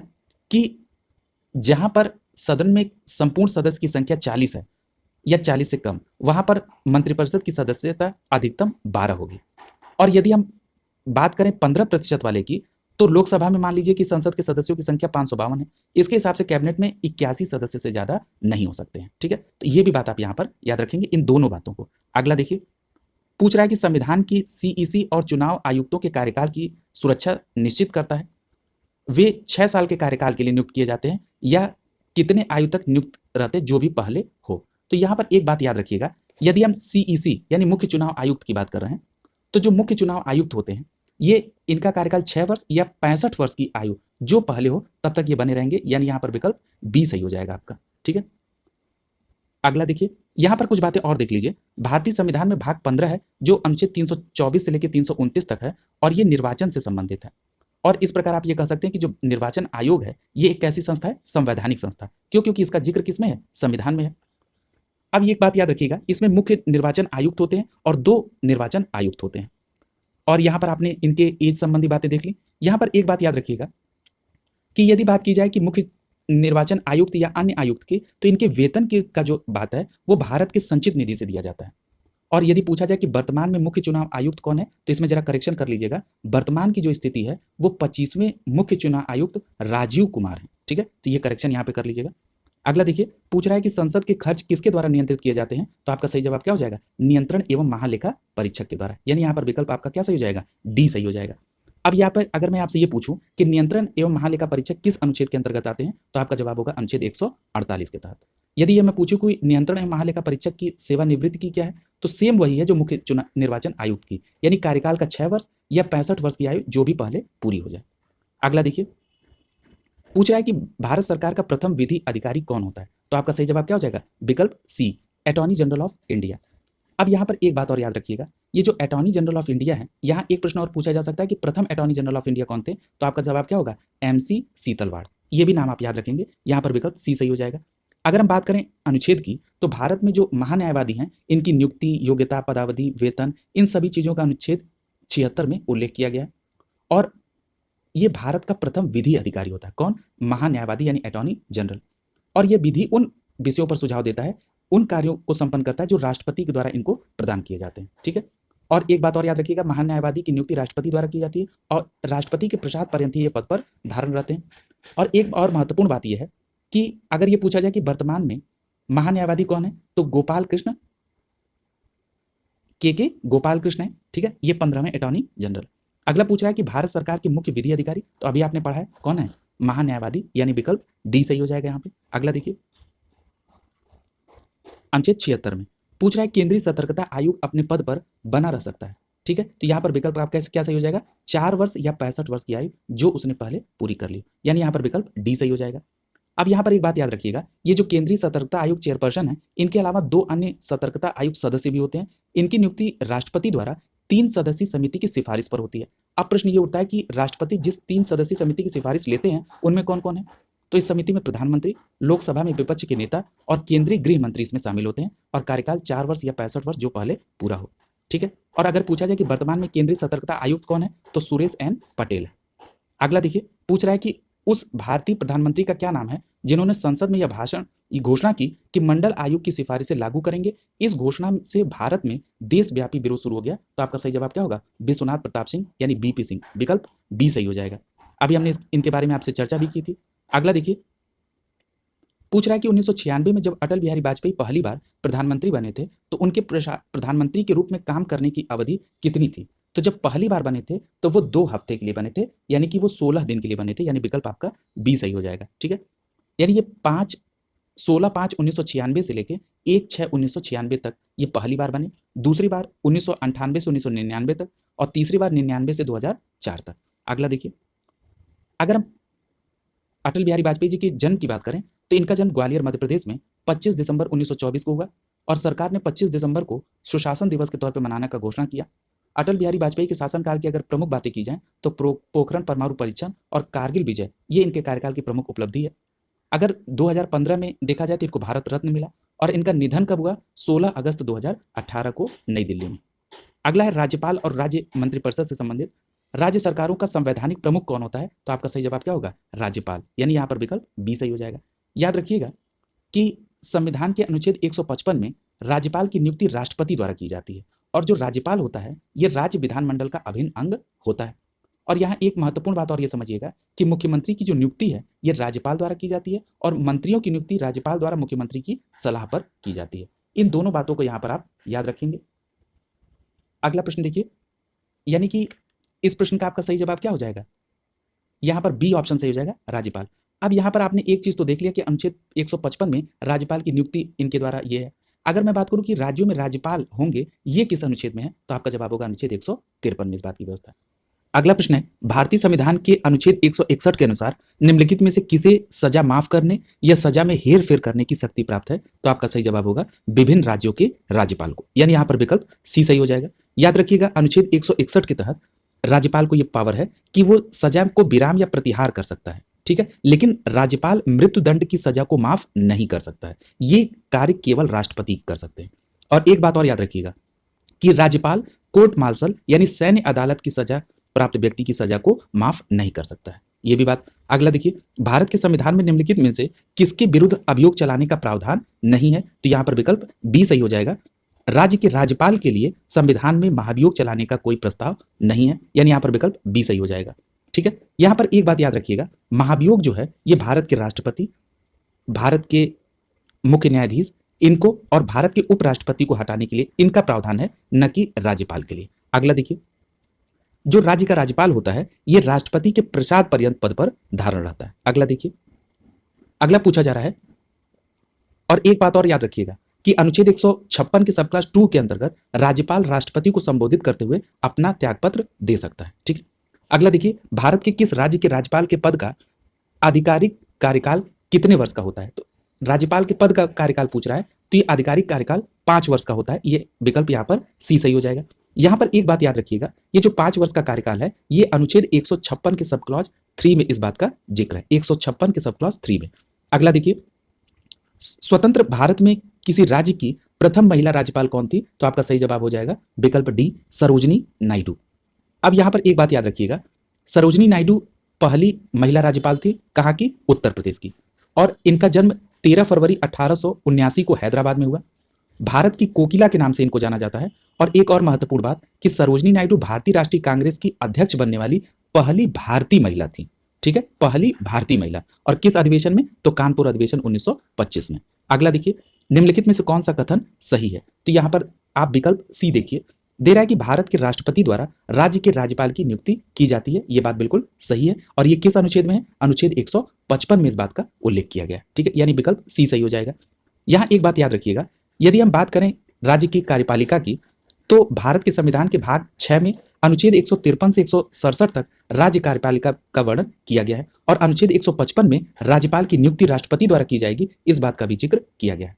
यहाँ एक बात याद रखिएगा कि ये जो राज्य की कार्यपालिका में बात की जाए तो राज्यपाल, मुख्यमंत्री, मंत्रिपरिषद और राज्य के महाधिवक्ता इसमें शामिल होते हैं।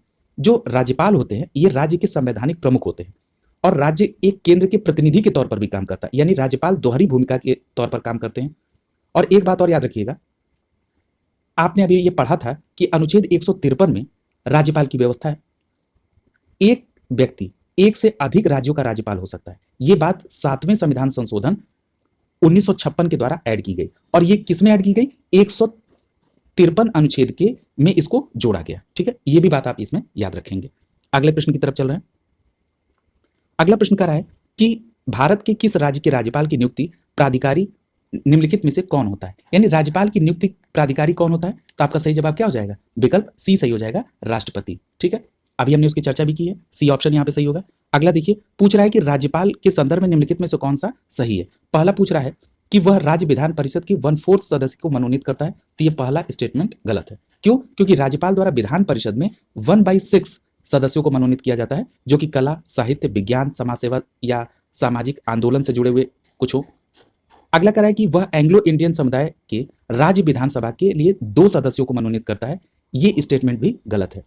पहली बात तो यह है कि अनुच्छेद 333 में एक एंग्लो इंडियन को मनोनयन करने का अधिकार राज्यपाल महोदय को था, लेकिन 104वें संविधान संशोधन के द्वारा अब यह भी समाप्त हो गया है। ठीक है, यानी यहां पर विकल्प डी सही हो जाएगा।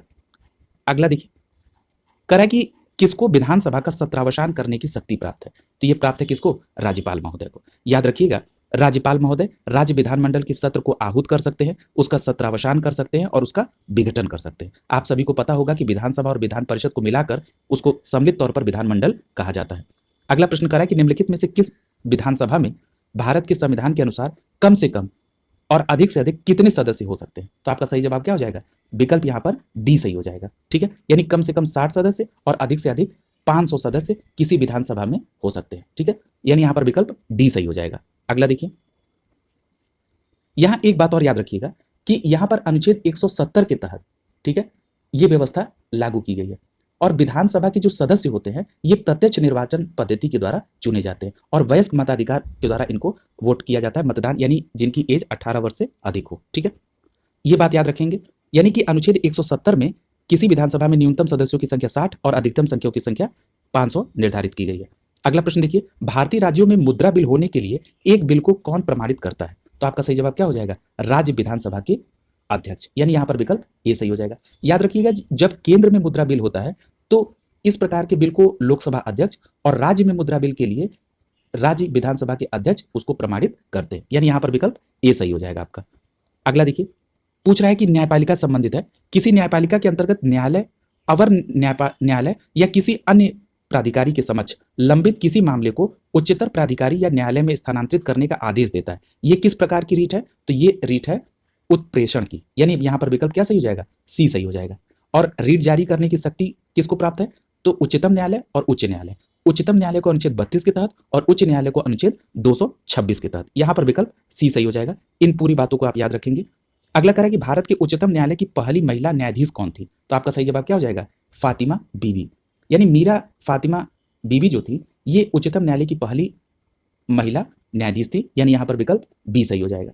अगर पूछा जाए कि उच्च न्यायालय की पहली महिला न्यायाधीश, तो आपका सही जवाब होगा लीला सेठ, हिमाचल प्रदेश की। ये दोनों बातें आप याद रखेंगे, ठीक है। अगला देखिए, पूछ रहा है निम्नलिखित में से भारत के 43वें मुख्य न्यायाधीश के रूप में शपथ ग्रहण की, ठीक है। तो किसने 43वें मुख्य न्यायाधीश के तौर पर शपथ ग्रहण की? तो आपका सही जवाब क्या हो जाएगा? उस समय टी.एस. ठाकुर ने 43वें मुख्य न्यायाधीश के तौर पर शपथ ली थी, यानी यहां पर विकल्प क्या सही हो जाएगा? ए सही हो जाएगा। अगला देखिए, यहां एक बात और याद रखिएगा कि वर्तमान में मुख्य न्यायाधीश कौन है? एन.वी. रमन्ना साहब, जो कि 48वें मुख्य न्यायाधीश हैं, ठीक है। ये भी बात याद रखेंगे। अगला देखिए, नवसृजित उच्च न्यायालय कौन कौन से हैं? तो विकल्प में देखेंगे तो मेघालय, मणिपुर और त्रिपुरा, यानी विकल्प बी सही हो जाएगा, ठीक है। यहां एक बात और याद रखिएगा कि 1 जनवरी 2019 को जब आंध्र प्रदेश की अमरावती में देश की 25वीं उच्च न्यायालय का सृजन हुआ, तो ये सबसे नवीन हो गया। और अनुच्छेद 214 में यह कहा गया है कि प्रत्येक राज्य के लिए एक उच्च न्यायालय का प्रावधान होगा। लेकिन 7वें संविधान संशोधन 1956 के अनुसार संसद को यह अधिकार दिया गया कि 2 या 2 से अधिक राज्य या संघ राज्य क्षेत्रों के लिए एक न्यायालय की स्थापना वो कर सकती है, ठीक है। किस संविधान संशोधन के तहत? 7वें संविधान संशोधन 1956 के तहत। अगला देखिए, पूछ रहा है कि विश्व का विशालतम न्यायिक प्राधिकरण है, तो विश्व का विशालतम न्यायिक प्राधिकरण कौन है? यहां पर अंतर्राष्ट्रीय न्यायालय में कितने जजेज हैं? तो 15।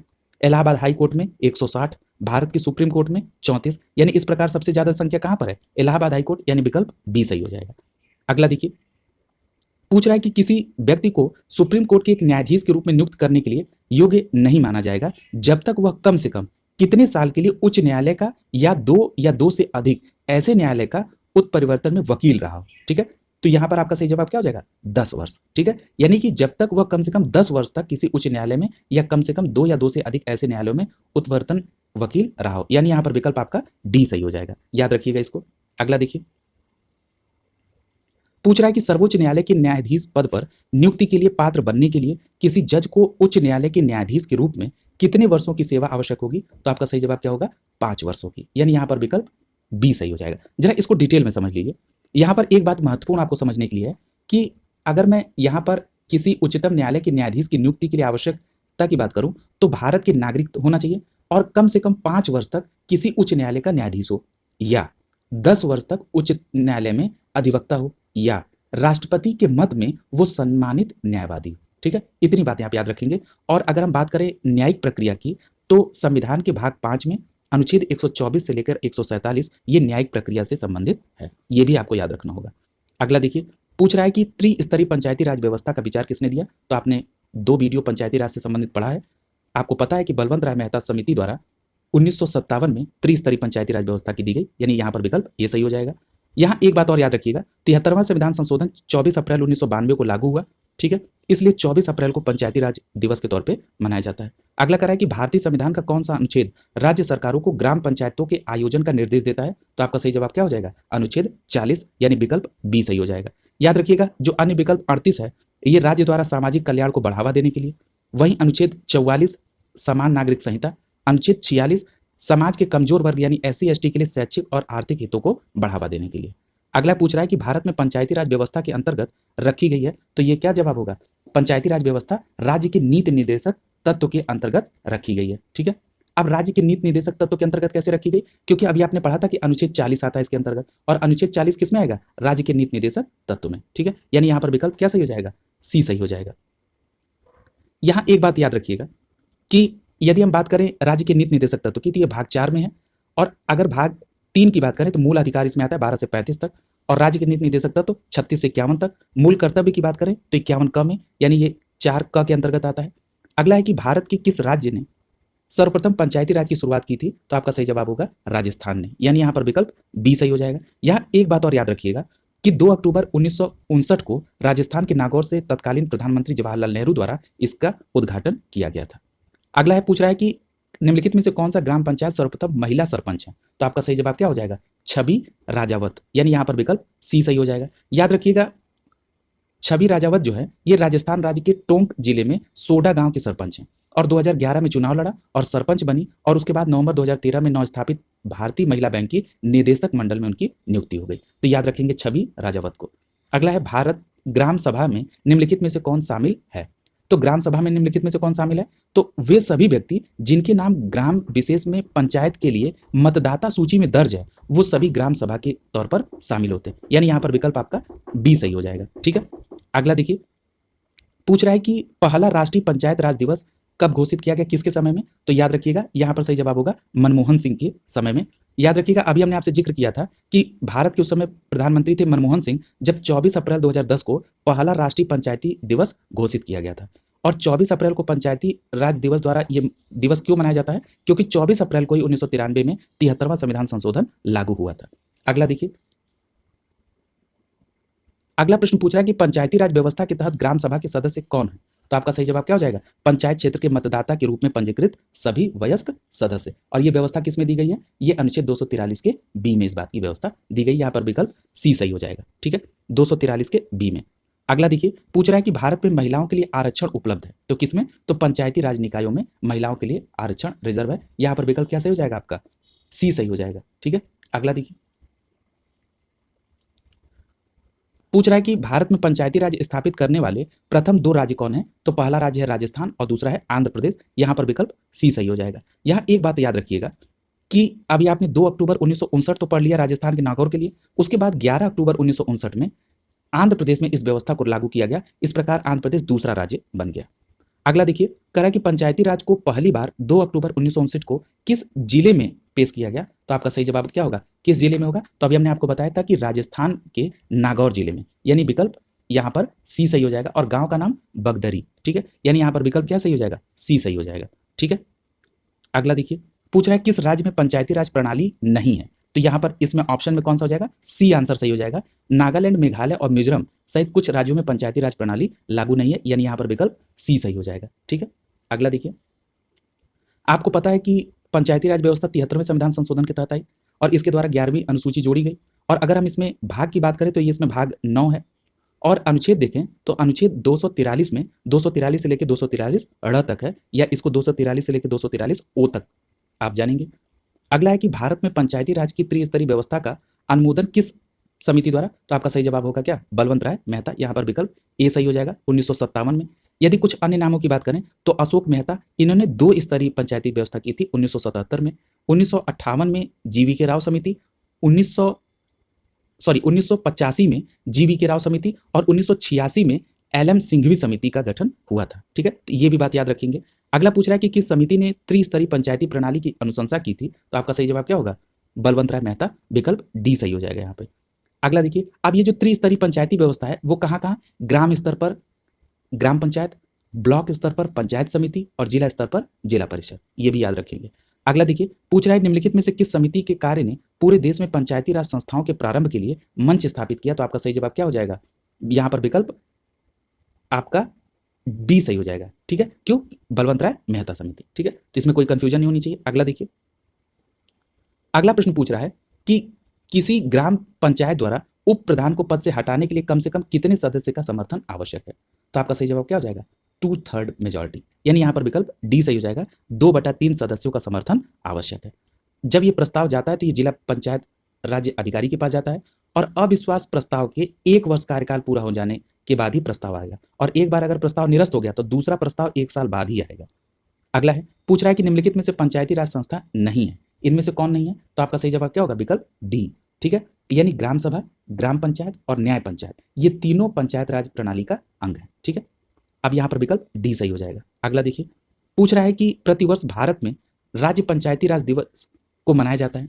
इस दिन 73वां संविधान संशोधन 1992 जारी होने का प्रतीक है। तो याद रखिएगा कब था? 24 अप्रैल को, यानी यहाँ पर विकल्प बी सही हो जाएगा। अगला देखिए, पूछ रहा है कि भारतीय संविधान के अनुच्छेद 243 बी के अधीन गठित ग्रामीण क्षेत्रों के लिए स्व सरकार की संस्था कौन सी है? तो आपका सही जवाब क्या हो जाएगा? विकल्प बी, इसमें पंचायत है। ठीक है, यहाँ एक बात और याद रखिएगा, यदि मैं 243 अ की बात करूं तो 243 अ में ग्राम सभा के गठन का वर्णन है और 243 के बी में इसके अधीन जो ग्रामीण क्षेत्रों के लिए स्व सरकार की संस्था यानी ग्राम पंचायत होती है और 243 में पंचायतों के गठन, संरचना, इनके शक्ति का प्रावधान है। अगला करा कि ग्राम पंचायत तंत्र के 3 स्तर हैं। ब्लॉक स्तर को क्या कहते हैं? तो अभी हमने आपको बताया था कि ग्राम स्तर को ग्राम पंचायत, ब्लॉक स्तर को पंचायत समिति और जिला स्तर को जिला परिषद, यानी आपका विकल्प यहाँ पर बी सही हो जाएगा। यहाँ एक बात और याद रखिएगा, ये जो 73वां संविधान संशोधन है, इसी के तहत इन 3 स्तर की व्यवस्था की गई थी। अगला है, और ये सिफारिश किसने की थी? बलवंत राय मेहता ने। अगला करा है कि भारतीय संविधान के पंचायती राज प्रणाली को किस वर्ष औपचारिक तौर पर इसमें संशोधन? तो आपका सही जवाब क्या हो जाएगा? यहाँ पर विकल्प आपका डी सही हो जाएगा, 73वां संविधान संशोधन 1992। अब इसकी डिटेल चर्चा हम लोगों ने कई बार की है, यहाँ पर डी आंसर सही हो जाएगा। अगला देखिए, पूछ रहा है कि 27 अगस्त 2009 को भारत सरकार की केंद्रीय मंत्रिमंडल ने पंचायती राज संस्थाओं में महिलाओं के आरक्षण को मंजूरी दे दी। अभी आपको पता था कि महिलाओं के आरक्षण की जो व्यवस्था 243 डी में अनुच्छेद में है, इसमें कितनी है? 1/3 सीटों की थी, लेकिन 27 अगस्त 2009 को केंद्र सरकार ने इसको बढ़ाकर 50% करने की मंजूरी दे दी है। यहाँ पर विकल्प सी सही हो जाएगा। ठीक है, अगला देखिए, पूछ रहा है इनमें से कौन भारत में पंचायती राज की 3 स्तरीय प्रणालियों में से एक नहीं है? ठीक है, तो आपका सही जवाब क्या हो जाएगा? ग्राम पंचायत है, पंचायत समिति भी है और यहाँ पर जिला परिषद भी है। नगर परिषद जो है ये पंचायती राज के 3 स्तरीय प्रणाली में नहीं है, यहाँ पर विकल्प डी सही हो जाएगा। इसकी चर्चा कई बार हो चुकी है। कर वर्ष 2018 में पंचायती राज की कौन सी सालगिरह मनाई गई? तो याद रखिएगा 2018 में पंचायती राज की 25वीं सालगिरह मनाई गई, ये यहाँ पर सही जवाब सी होगा। अगला देखिए, संविधान संशोधन से संबंधित है। पूछ रहा 42वां संविधान संशोधन के माध्यम से भारतीय संविधान में कितने मौलिक कर्तव्य सम्मिलित किए गए? देखिए याद से पढ़िएगा, 42वें संविधान संशोधन के तहत जब ये मौलिक कर्तव्य भाग 4 क में आया, अनुच्छेद 51 क में, तो उस समय मात्र 10 मौलिक अधिकार थे। तो यानी यहाँ पर विकल्प क्या सही हो जाएगा? सी सही हो जाएगा। और जैसा कि मैंने आपको बताया कि बाद में 86वें संविधान संशोधन 2002 के तहत 6 से 14 वर्ष तक के बच्चों को, जिनको माता पिता या उनके अभिभावक द्वारा उनको शिक्षा का अवसर देने का कर्तव्य बताया गया, ये 11वें कर्तव्य के तौर पर जोड़ा गया। अगला देखिए, पूछ रहा है कि भारतीय संविधान के किस संशोधन के जरिए भारत में आर्थिक आरक्षण पारित किया गया? तो यहाँ पर सही जवाब क्या होगा? 103वां संविधान संशोधन, यहाँ पर सी आंसर सही हो जाएगा। याद रखिएगा 103वां संविधान संशोधन, या जब उसको विधेयक के तौर पर ले जाया गया तो उसका 124वां स्थान था, तो 124वां उस तरह से हो जाएगा। इसमें क्या किया गया? ईडब्ल्यूएस यानी इकोनॉमिक वीकर सेक्शन, यानी उच्च वर्ग के गरीब लोगों को सरकारी नौकरी और शिक्षा में 10% के आरक्षण की व्यवस्था 103वें संविधान संशोधन द्वारा की गई और 14 जनवरी 2019 से इसको लागू कर दिया गया और इस व्यवस्था को लागू करने वाला पहला राज्य गुजरात है। यहाँ एक बात और इंक्लूड कर लीजिएगा, इसके द्वारा 2 अनुच्छेद जोड़े गए, अनुच्छेद 15(6) और अनुच्छेद 16(6). ठीक है, यानी अनुच्छेद 15 का सब क्लॉज 6 और अनुच्छेद 16 का सब क्लॉज 6। अगला देखिए, अगला प्रश्न पूछ रहा है कि निम्नलिखित में से किस वर्ष में संविधान संशोधन सर्वप्रथम किया गया? ठीक है, तो पहला संविधान संशोधन कब हुआ? 1951 में। ठीक है, यानी यहाँ पर विकल्प क्या सही हो जाएगा? बी सही हो जाएगा। अब जरा जो प्रथम संविधान संशोधन 1951 हुआ, इसके द्वारा क्या क्या किया गया? तो सामाजिक और आर्थिक तथा पिछड़े वर्ग की उन्नति के लिए विशेष उपबंध वाले राज्यों को शक्ति प्रदान की गई, साथ ही साथ कानून की रक्षा के लिए संपत्ति अधिग्रहण की व्यवस्था की गई और तीसरा कि पहले संविधान संशोधन के तहत 9वीं अनुसूची जोड़ी गई तथा भूमि सुधार और न्यायिक समीक्षा से संबंधित कानून को 9वीं अनुसूची में रखा गया। ये तीनों बातें याद रखेंगे प्रथम संविधान संशोधन 1951 से। अगला प्रश्न पूछ रहा है 43वां संविधान संशोधन निम्नलिखित में से किससे संबंधित है? तो आपका सही जवाब क्या हो जाएगा? पंचायती राज व्यवस्था से, विकल्प डी सही हो जाएगा। अगला देखिए, पूछ रहा है कि निम्नलिखित में से संविधान संशोधन में पंचायती राज संस्थाओं को संवैधानिक स्थिति प्रदान हुई? तो 73वां संविधान संशोधन, इजी है, डी ऑप्शन सही हो जाएगा। अगला देखिए, और मैं अनुच्छेद बता चुका हूं 243 से क से लेके ड़ तक। अगला कह रहा है कि भारत के संविधान के किस संशोधन अधिनियम के तहत पंचायती राज को संवैधानिक दर्जा है? तो आपका सही जवाब क्या होगा? विकल्प ए, 73वां संविधान संशोधन 1992 के तहत। और इसमें कितनी सूची में कितने विषय हैं? तो 29 विषय। ठीक है, और किस अनुसूची में? तो 11वीं अनुसूची में पंचायत से संबंधित है। अगला देखिए, कह रहा है कि भारतीय संविधान में अनुच्छेद 368 का संबंध किससे है? तो ये 368 का संबंध किससे है? संविधान संशोधन से, यानी यहां पर विकल्प बी सही हो जाएगा आपका। अगला देखिए, और अगर पूछा जाए कि ये अनुच्छेद 368 किस भाग में है? तो भाग 20 में। कह रहा है कि भारतीय संविधान की प्रस्तावना में समाजवादी शब्द किस संविधान संशोधन के तहत जोड़ा गया? तो आपका जवाब होगा 42वें संविधान संशोधन के तहत, यानी 42वें संविधान संशोधन 1976 के द्वारा 3 शब्द जोड़े गए, समाजवादी, धर्मनिरपेक्ष और अखंडता। ठीक है, यानी यहाँ पर विकल्प आपका बी सही हो जाएगा। अगला देखिए, पूछ रहा है कि संविधान का निम्न में से कौन सा संशोधन केंद्र तथा राज्य में मंत्रिपरिषद के मंत्रियों की अधिकतम संख्या सीमित करता है? तो आपका सही जवाब क्या हो जाएगा? विकल्प डी। 91वां संविधान संशोधन 2003 जो है, ये केंद्र और राज्य के मंत्री परिषदों की जो संख्या है वो उस सदन के कुल सदस्यों का 15% से अधिक नहीं होना चाहिए। यानी यहाँ पर विकल्प क्या सही हो जाएगा? डी सही हो जाएगा। यहाँ एक बात और याद रखिएगा, यदि उन विधानसभाओं की बात कर ली जाए जहां पर 40 या 40 से कम है, वहां मंत्रिपरिषद में मंत्रियों की कुल संख्या 12 से कम नहीं होना चाहिए। ये भी बात याद रखेंगे आप। इन दोनों बातों को आप याद रखिएगा। अगला करा है कि भारतीय संविधान के किस संशोधन अधिनियम ने मतदाता की उम्र 21 से घटाकर 18 वर्ष कर दी? तो आपका सही जवाब क्या हो जाएगा? 61वां संविधान संशोधन 1989 के द्वारा यह व्यवस्था की गई। और ये किस अनुच्छेद में है? तो अनुच्छेद 326 में। ठीक है, ये भी बात आप याद रखेंगे। और बाकी के जो भी संशोधन है ये कई बार आपको रिपीट करा जा चुके हैं। ये जो 74वां संविधान संशोधन 1993 है, इसके तहत 12वीं अनुसूची जोड़ी गई और ये नगर पालिका से संबंधित है। ठीक है, अगला देखिए, पूछ रहा है कि 73वें संविधान संशोधन 1992 के द्वारा भारतीय संविधान जिसके शीर्षक में परिच्छेद 9 जोड़ा गया और अनुच्छेद 243 से लेकर 243 ओ तक कवर किया गया, वो किसे है? ये पंचायत से संबंधित है। यहाँ पर आपका सही जवाब क्या हो जाएगा? विकल्प सी सही हो जाएगा आपका। ठीक है, ये कई बार हो चुका है। अगला देखिए, पूछ रहा है कि संविधान का 52वां संशोधन किससे संबंधित है? तो याद रखिएगा 52वां संविधान संशोधन दल बदल से संबंधित है। इसके तहत 10वीं अनुसूची जोड़ी गई थी, यानी ये 52वां संविधान संशोधन 1985 दल बदल से संबंधित है। विकल्प ए सही हो जाएगा। ठीक है, अगला देखिए, पूछ रहा है कि किस राज्य के गठन के लिए भारतीय संविधान की किस अनुसूची में संशोधन करने की आवश्यकता होती है? यानी जब कोई नया राज्य का गठन होता है तो भारतीय संविधान की किस अनुसूची में संशोधन होता है? तो आपका सही जवाब क्या होगा? पहली अनुसूची में। ठीक है, क्योंकि इसी में राज्यों का भारत के राज्यों का इसमें नाम का जिक्र व्यवस्था की गई है। किसमें? पहली अनुसूची में, यानी विकल्प बी सही हो जाएगा। याद रखिएगा पहली अनुसूची में 28 राज्य और 8 केंद्र शासित प्रदेश हैं। अगला है, पूछ रहा है कि निम्नलिखित में से कौन सी संस्था देश के वर्तमान नियमों में परिवर्तन कर सकती है? तो आपका सही जवाब क्या होगा? भारतीय संसद। आपने पढ़ा कि भाग 20 में अनुच्छेद 368 के तहत यह व्यवस्था की जा सकती है। इसमें क्या होगा? मतदान की दशा में प्रत्येक सदन में उपस्थित सदस्यों की 2/3 द्वारा संशोधन का प्रस्ताव स्वीकृत होना चाहिए। और ये जो संविधान में संशोधन की व्यवस्था है, ये दक्षिण अफ्रीका से लिया गया है। ये भी बातें आप याद रखेंगे। अगले प्रश्न की तरफ चलें। संवैधानिक और संवैधानिक निकाय से संबंधित है। योजना आयोग की स्थान पर वर्तमान में केंद्र सरकार द्वारा कौन सा आयोग गठित किया गया? तो आपका सही जवाब होगा नीति आयोग, यानी यहाँ पर विकल्प ए सही हो जाएगा। यहाँ एक बात याद रखिएगा कि 15 मार्च 1950 को योजना आयोग की स्थापना हुई और योजना आयोग को समाप्त करके 1 जनवरी 2015 को नीति आयोग की स्थापना की गई थी। ये एक क्या है? परामर्शदात्री और संविधानेतर संस्था है। संविधानेतर का मतलब क्या होता है? यानी ऐसी संस्था जिसका कोई उल्लेख संविधान में नहीं है, यानी संविधान के किसी अनुच्छेद में नहीं है। ये केवल मंत्रिमंडल द्वारा अधिनियम बनाकर इसको लाया गया, यानी ये एक थिंक टैंक की तरह काम करता है। अब यहाँ पर दिया है कि नीति आयोग के अध्यक्ष पदेन कौन होते हैं? प्रधानमंत्री। बिल्कुल सही है। वर्तमान में नीति आयोग के उपाध्यक्ष राजीव कुमार को दिया है। यहाँ करेक्शन कर लीजिए, वर्तमान समय में नीति आयोग के पद से राजीव कुमार ने इस्तीफा दे दिया। इसके बाद सुमन बेरी ये नीति आयोग के उपाध्यक्ष वर्तमान में है। अगला देखिए, निम्नलिखित में से कौन सा एक संवैधानिक संस्था नहीं है? तो संवैधानिक संस्था इसमें कौन नहीं है? अनुच्छेद, यहाँ पर विकल्प डी सही हो जाएगा, योजना आयोग। मैं अनुच्छेद ये कहना चाह रहा था कि ऐसी संस्था जिसका किसी अनुच्छेद में उल्लेख न हो, वो है योजना आयोग। अगर हम बात करें संघ लोक सेवा आयोग और राज्य लोक सेवा आयोग की, तो ये अनुच्छेद 315 में है। वित्त आयोग अनुच्छेद 280 में, यानी ये संवैधानिक संस्था है। अगला देखिए, पूछ रहा है कि आर्थिक आसूचना परिषद यानी EIC के अध्यक्ष कौन है? तो आपका सही जवाब क्या होगा? वित्त मंत्री, यानी यहाँ पर विकल्प बी सही हो जाएगा। यहाँ एक बात याद रखिएगा, ये जो केंद्रीय आर्थिक आसूचना ब्यूरो है, ये भारत में एक आसूचना एजेंसी है जो आर्थिक अपराधों और आर्थिक युद्धों से संबंधित सूचना को एकत्र करती है। और इसकी स्थापना कब हुई? 1985 में। यहाँ एक बात याद रखिएगा, इसके अंतर्गत आर्थिक आसूचना परिषद की स्थापना 1990 में की गई। ठीक है, और इसके अंतर्गत क्या होता है? इसके अंतर्गत आर्थिक अपराधों जैसे नशीले पदार्थ, गैरकानूनी धंधा, तस्करी, मुद्रा, जाली मुद्रा, इन सारी चीजों की सूचना एकत्रित करके उसके खिलाफ कार्रवाई की जाती है। अगला है नीति आयोग के अध्यक्ष कौन?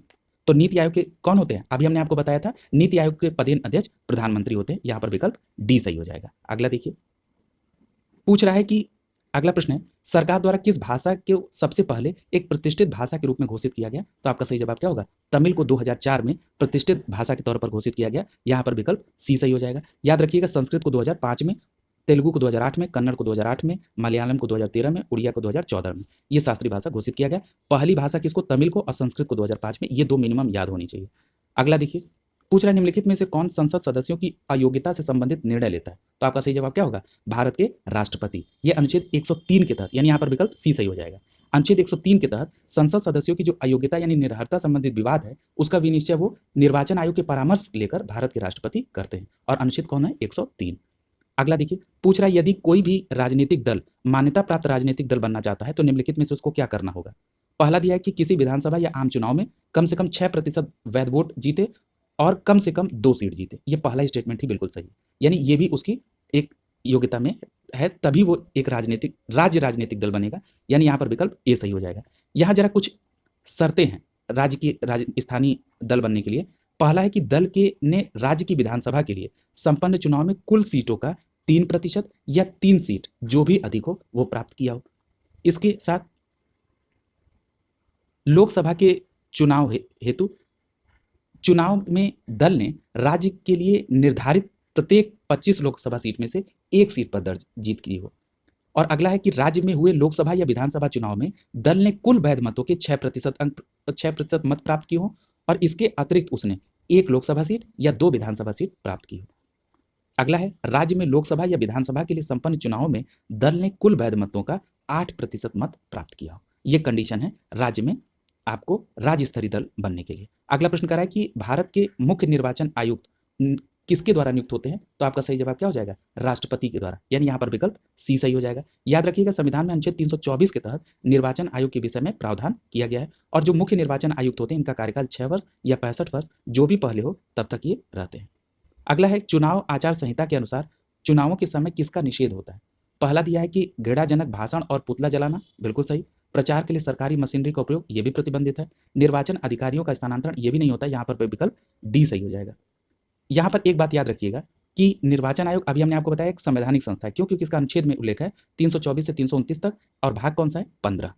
अगला पूछ रहा है कि भारत में वोट देने के लिए न्यूनतम पात्रता उम्र क्या है? तो आपका सही जवाब क्या हो जाएगा? 18 वर्ष। यानी यहाँ पर विकल्प डी सही हो जाएगा। आपको पता है कि 61वें संविधान संशोधन 1989 के द्वारा 21 वर्ष से कम करके 18 वर्ष कर दी गई है। अगला है कि भारत के मुख्य निर्वाचन आयुक्त की सेवानिवृत्त आयु क्या है? तो अभी हम लोगों ने कई बार इसका जिक्र कर लिया कि 65 वर्ष या 6 वर्ष जो भी अधिक हो, ठीक है, जो भी पहले हो उसके द्वारा वो मुख्य निर्वाचन आयुक्त क्या हो जाएंगे? सेवानिवृत्त हो जाएंगे। और एक बात और याद रखिएगा कि भारत के मुख्य निर्वाचन आयुक्त के कार्यकाल को संसद के 1991 के अधिनियम के द्वारा निर्धारित किया जाता है। इस प्रकार यहाँ पर विकल्प बी सही हो जाएगा आपका। अगला देखिए, अगला प्रश्न है कि निम्नलिखित में से कौन सा एक राष्ट्रीय पार्टी नहीं है? तो आपका सही जवाब क्या हो जाएगा? विकल्प सी, द्रविड़ मुन्नेत्र कंगड़म, ठीक है। यानी यहाँ पर विकल्प सी सही हो जाएगा। यहाँ राष्ट्रीय पार्टी 8 पार्टियों का नाम जिक्र किया है। बहुजन समाज पार्टी, हाथी चिन्ह, भारतीय जनता पार्टी, कमल का फूल, भारतीय राष्ट्रीय कांग्रेस, हाथ का पंजा, भारतीय कम्युनिस्ट पार्टी, बाली और हसिया, मार्क्सवादी कम्युनिस्ट पार्टी, हसिया हथौड़ा और तारा, और राष्ट्रवादी कांग्रेस पार्टी, घड़ी, अखिल भारतीय तृणमूल कांग्रेस, घास एवं फूल, नेशनल पीपुल्स पार्टी जिनका चुनाव निशान है पुस्तक। अगला देखिए, एक राजनीतिक दल राष्ट्रीय दल के तौर पर मान्यता प्राप्त करने योग्य होगा यदि वो लोकसभा में कम से कम कितना सीट जीते? तो आपका सही जवाब क्या हो जाएगा? 11 सीट। और ये कम से कम 3 विभिन्न राज्यों से चुने गए होने चाहिए। यानी यहाँ पर विकल्प ए सही हो जाएगा।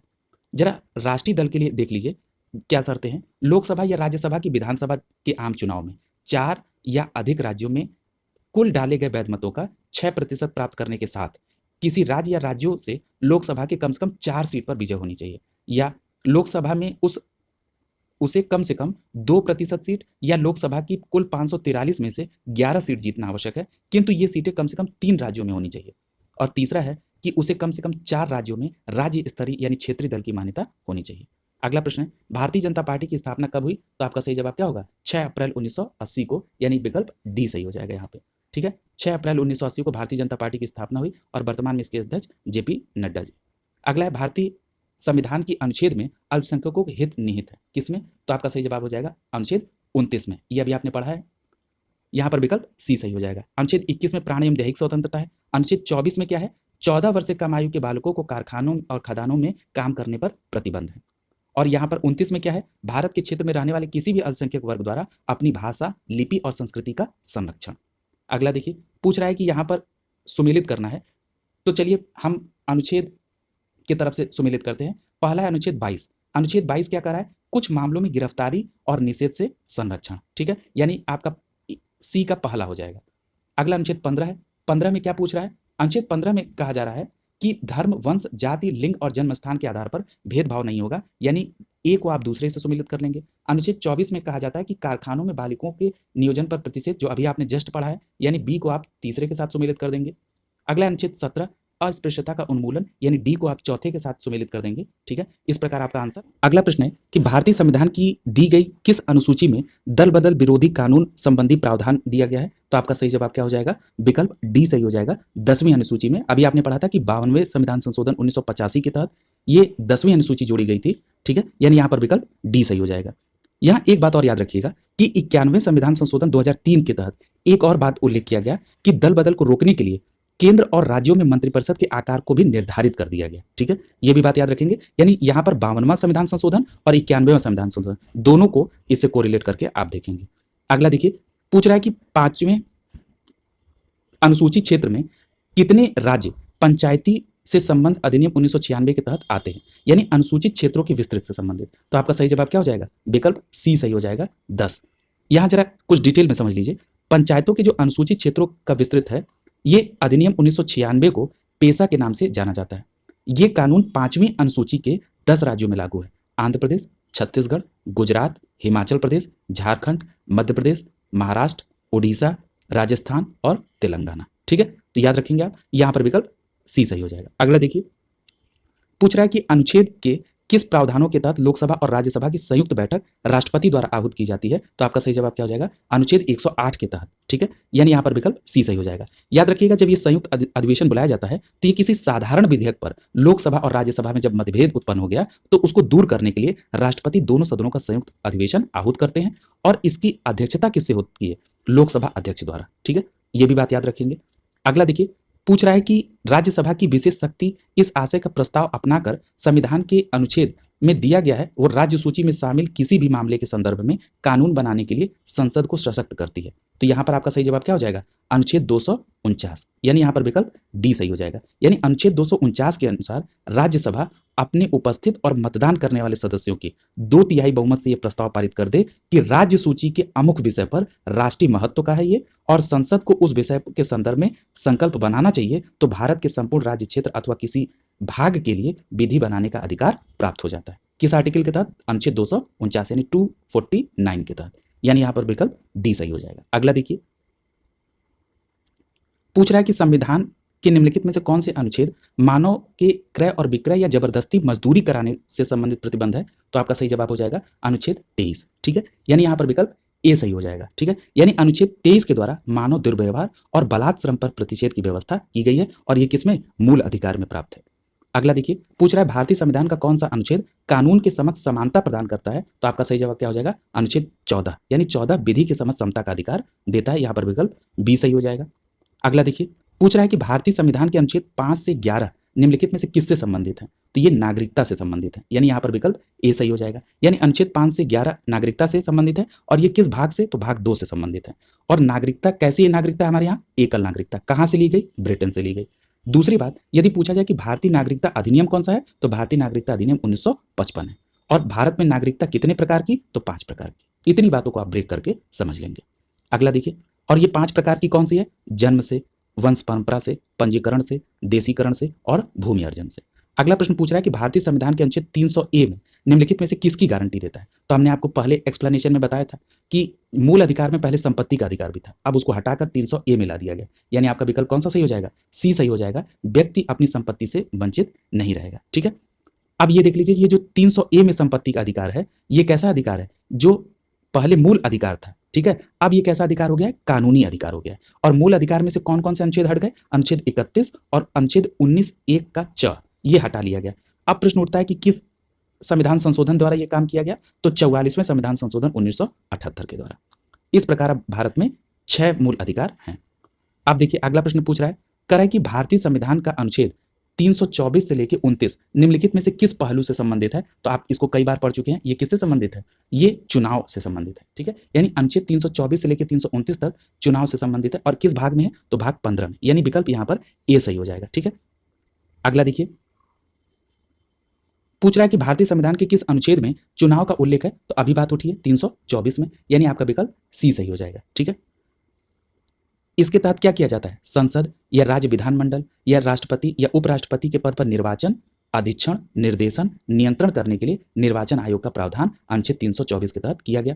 और अनुच्छेद 326 में लोकसभा और राज्यसभा के निर्वाचन वयस्क मताधिकार पर आधारित होगा। यहाँ पर एक करेक्शन कर लीजिएगा, लोकसभा और विधानसभा के निर्वाचन वयस्क मताधिकार पर होगा 326 के तहत, क्योंकि राज्यसभा में तो प्रत्यक्ष तौर पर मतदान होता नहीं है, इसलिए यहाँ राज्यसभा नहीं, मिसप्रिंट है, यहाँ राज्य विधान सभा होगा। ठीक है, तो यहाँ सही कर लीजिएगा अनुच्छेद 326 के तहत। अगला देखिए, कह रहा है कि भारत के संविधान के अनुच्छेद 243 में निम्नलिखित में से किस बात की व्याख्या हुई है?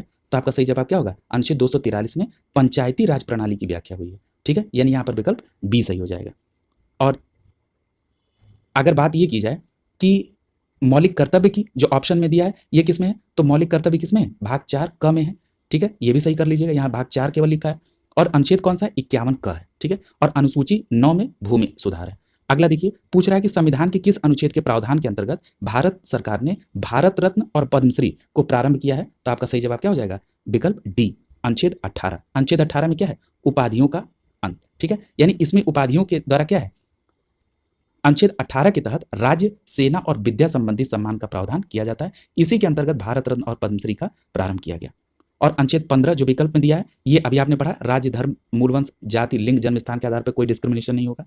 16 में कहा गया कि राज्य लोक सेवा नियोजनों में सभी नागरिकों को समान व्यवहार किया जाएगा। और 17 में क्या है? अस्पृश्यता का अंत। ठीक है, अनटचेबिलिटी का रिमूवल होगा। अगला देखिए,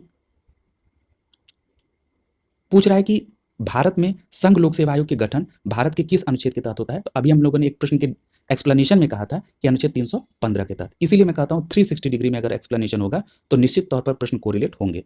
यहां पर विकल्प डी सही हो जाएगा। ठीक है, अब यहाँ एक बात और याद रख लीजिए कि अनुच्छेद 315 के सब क्लॉज 1 में संघ और राज्य के लिए एक लोक सेवा आयोग होगा। और 315 के सब क्लॉज 2 में कहा गया कि 2 या 2 से अधिक राज्यों के लिए एक संयुक्त लोकसभा हो सकता है। ठीक है, लेकिन इनके लिए 2 राज्यों के प्रत्येक सदन द्वारा पारित किया जाना यह आवश्यक है। और लोक सेवा आयोग कैसा संस्थान है? संवैधानिक। क्यों? क्योंकि उसका उल्लेख संविधान के अनुच्छेद में 315।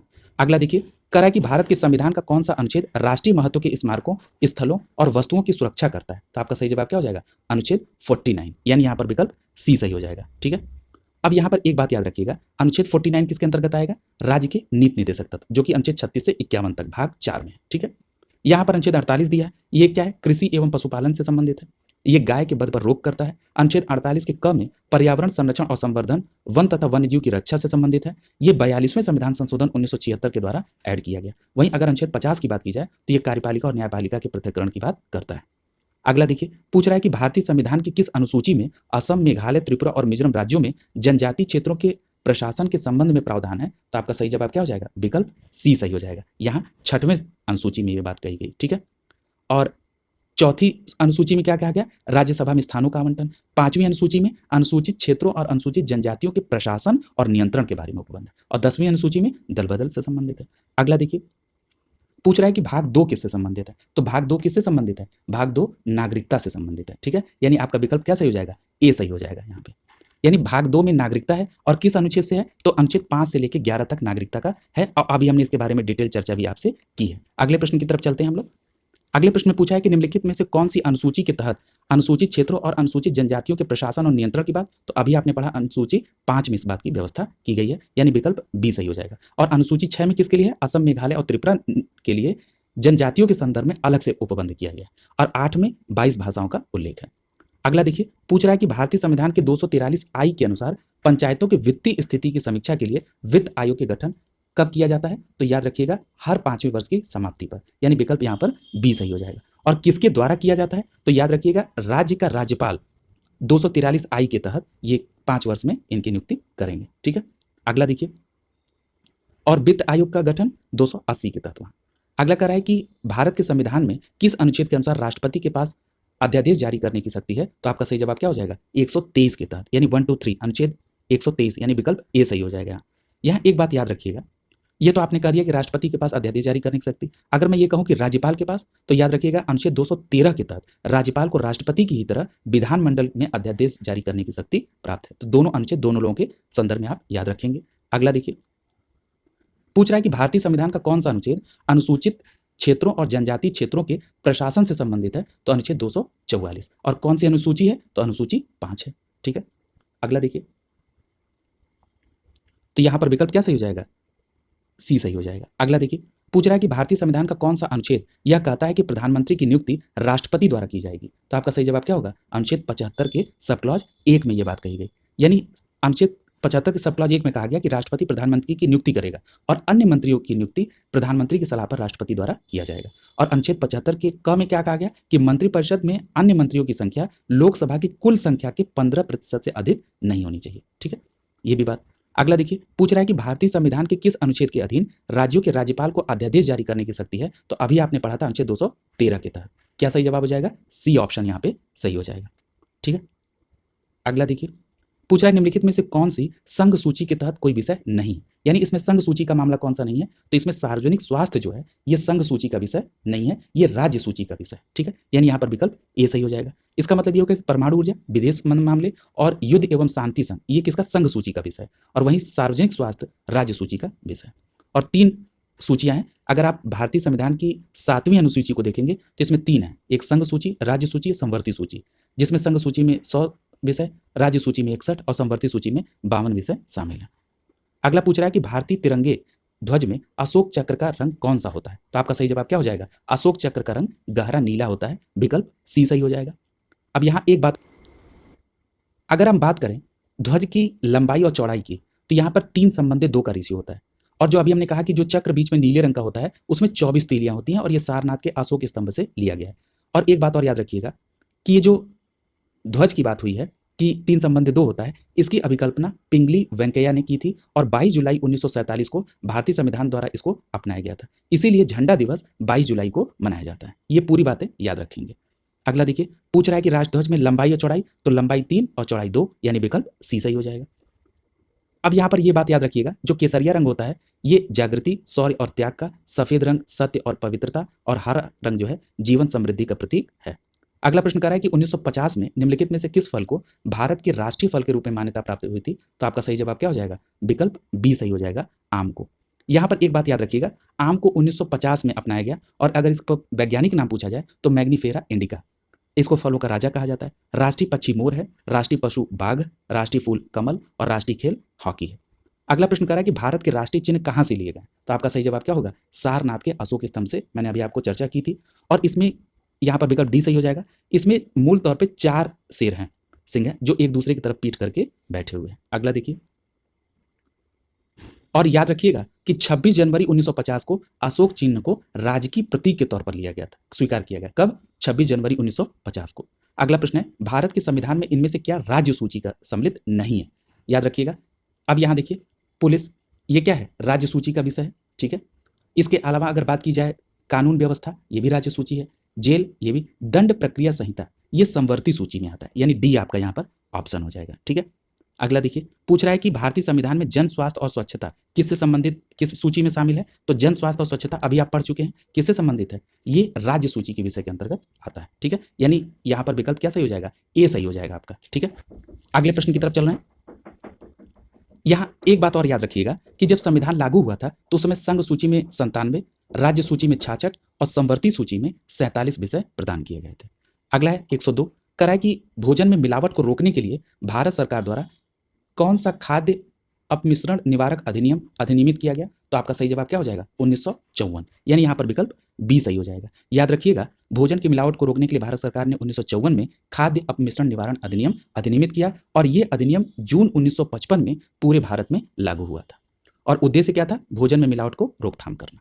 अगला कह रहा है कि NFWP का तात्पर्य क्या है। इसका मतलब, इसका फुल फॉर्म पूछ रहा है, तो इसका फुल फॉर्म होगा national food for work programme, यानी विकल्प डी सही हो जाएगा। ठीक है, यहाँ एक बात और याद रखिएगा, ये जो national food for work programme है, ये योजना आयोग के द्वारा ग्रामीण विकास मंत्रालय और राज्य सरकार के समन्वय से 14 नवंबर 2004 को देश के 150 जिलों में शुरू किया गया था। और उद्देश्य क्या था? भारतीय गरीबों को रोजगार देना और अकुशल को काम देना। ठीक है, और खाद्य सुरक्षा भी बनाए रखें।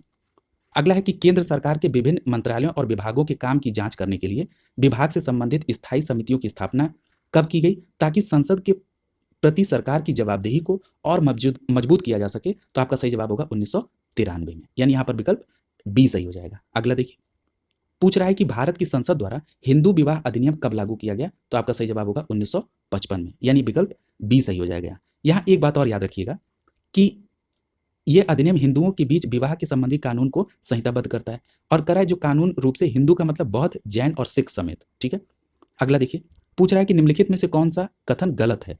तो यहाँ पर देखिए, पहला कह रहा है कि भारत के संविधान के अनुच्छेद 61 में संविधान के महाभियोग की प्रक्रिया का वर्णन है। सही है। अगला कह रहा है कि महाभियोग प्रस्ताव संसद के किसी भी सदन में प्रस्तुत किया जा सकता है। यह भी सही है। अगला कह रहा है कि महाभियोग प्रस्ताव संसद के कुल सदस्यों के 2/3 से अधिक बहुमत से पारित किया जाना सकता है। यह भी सही है।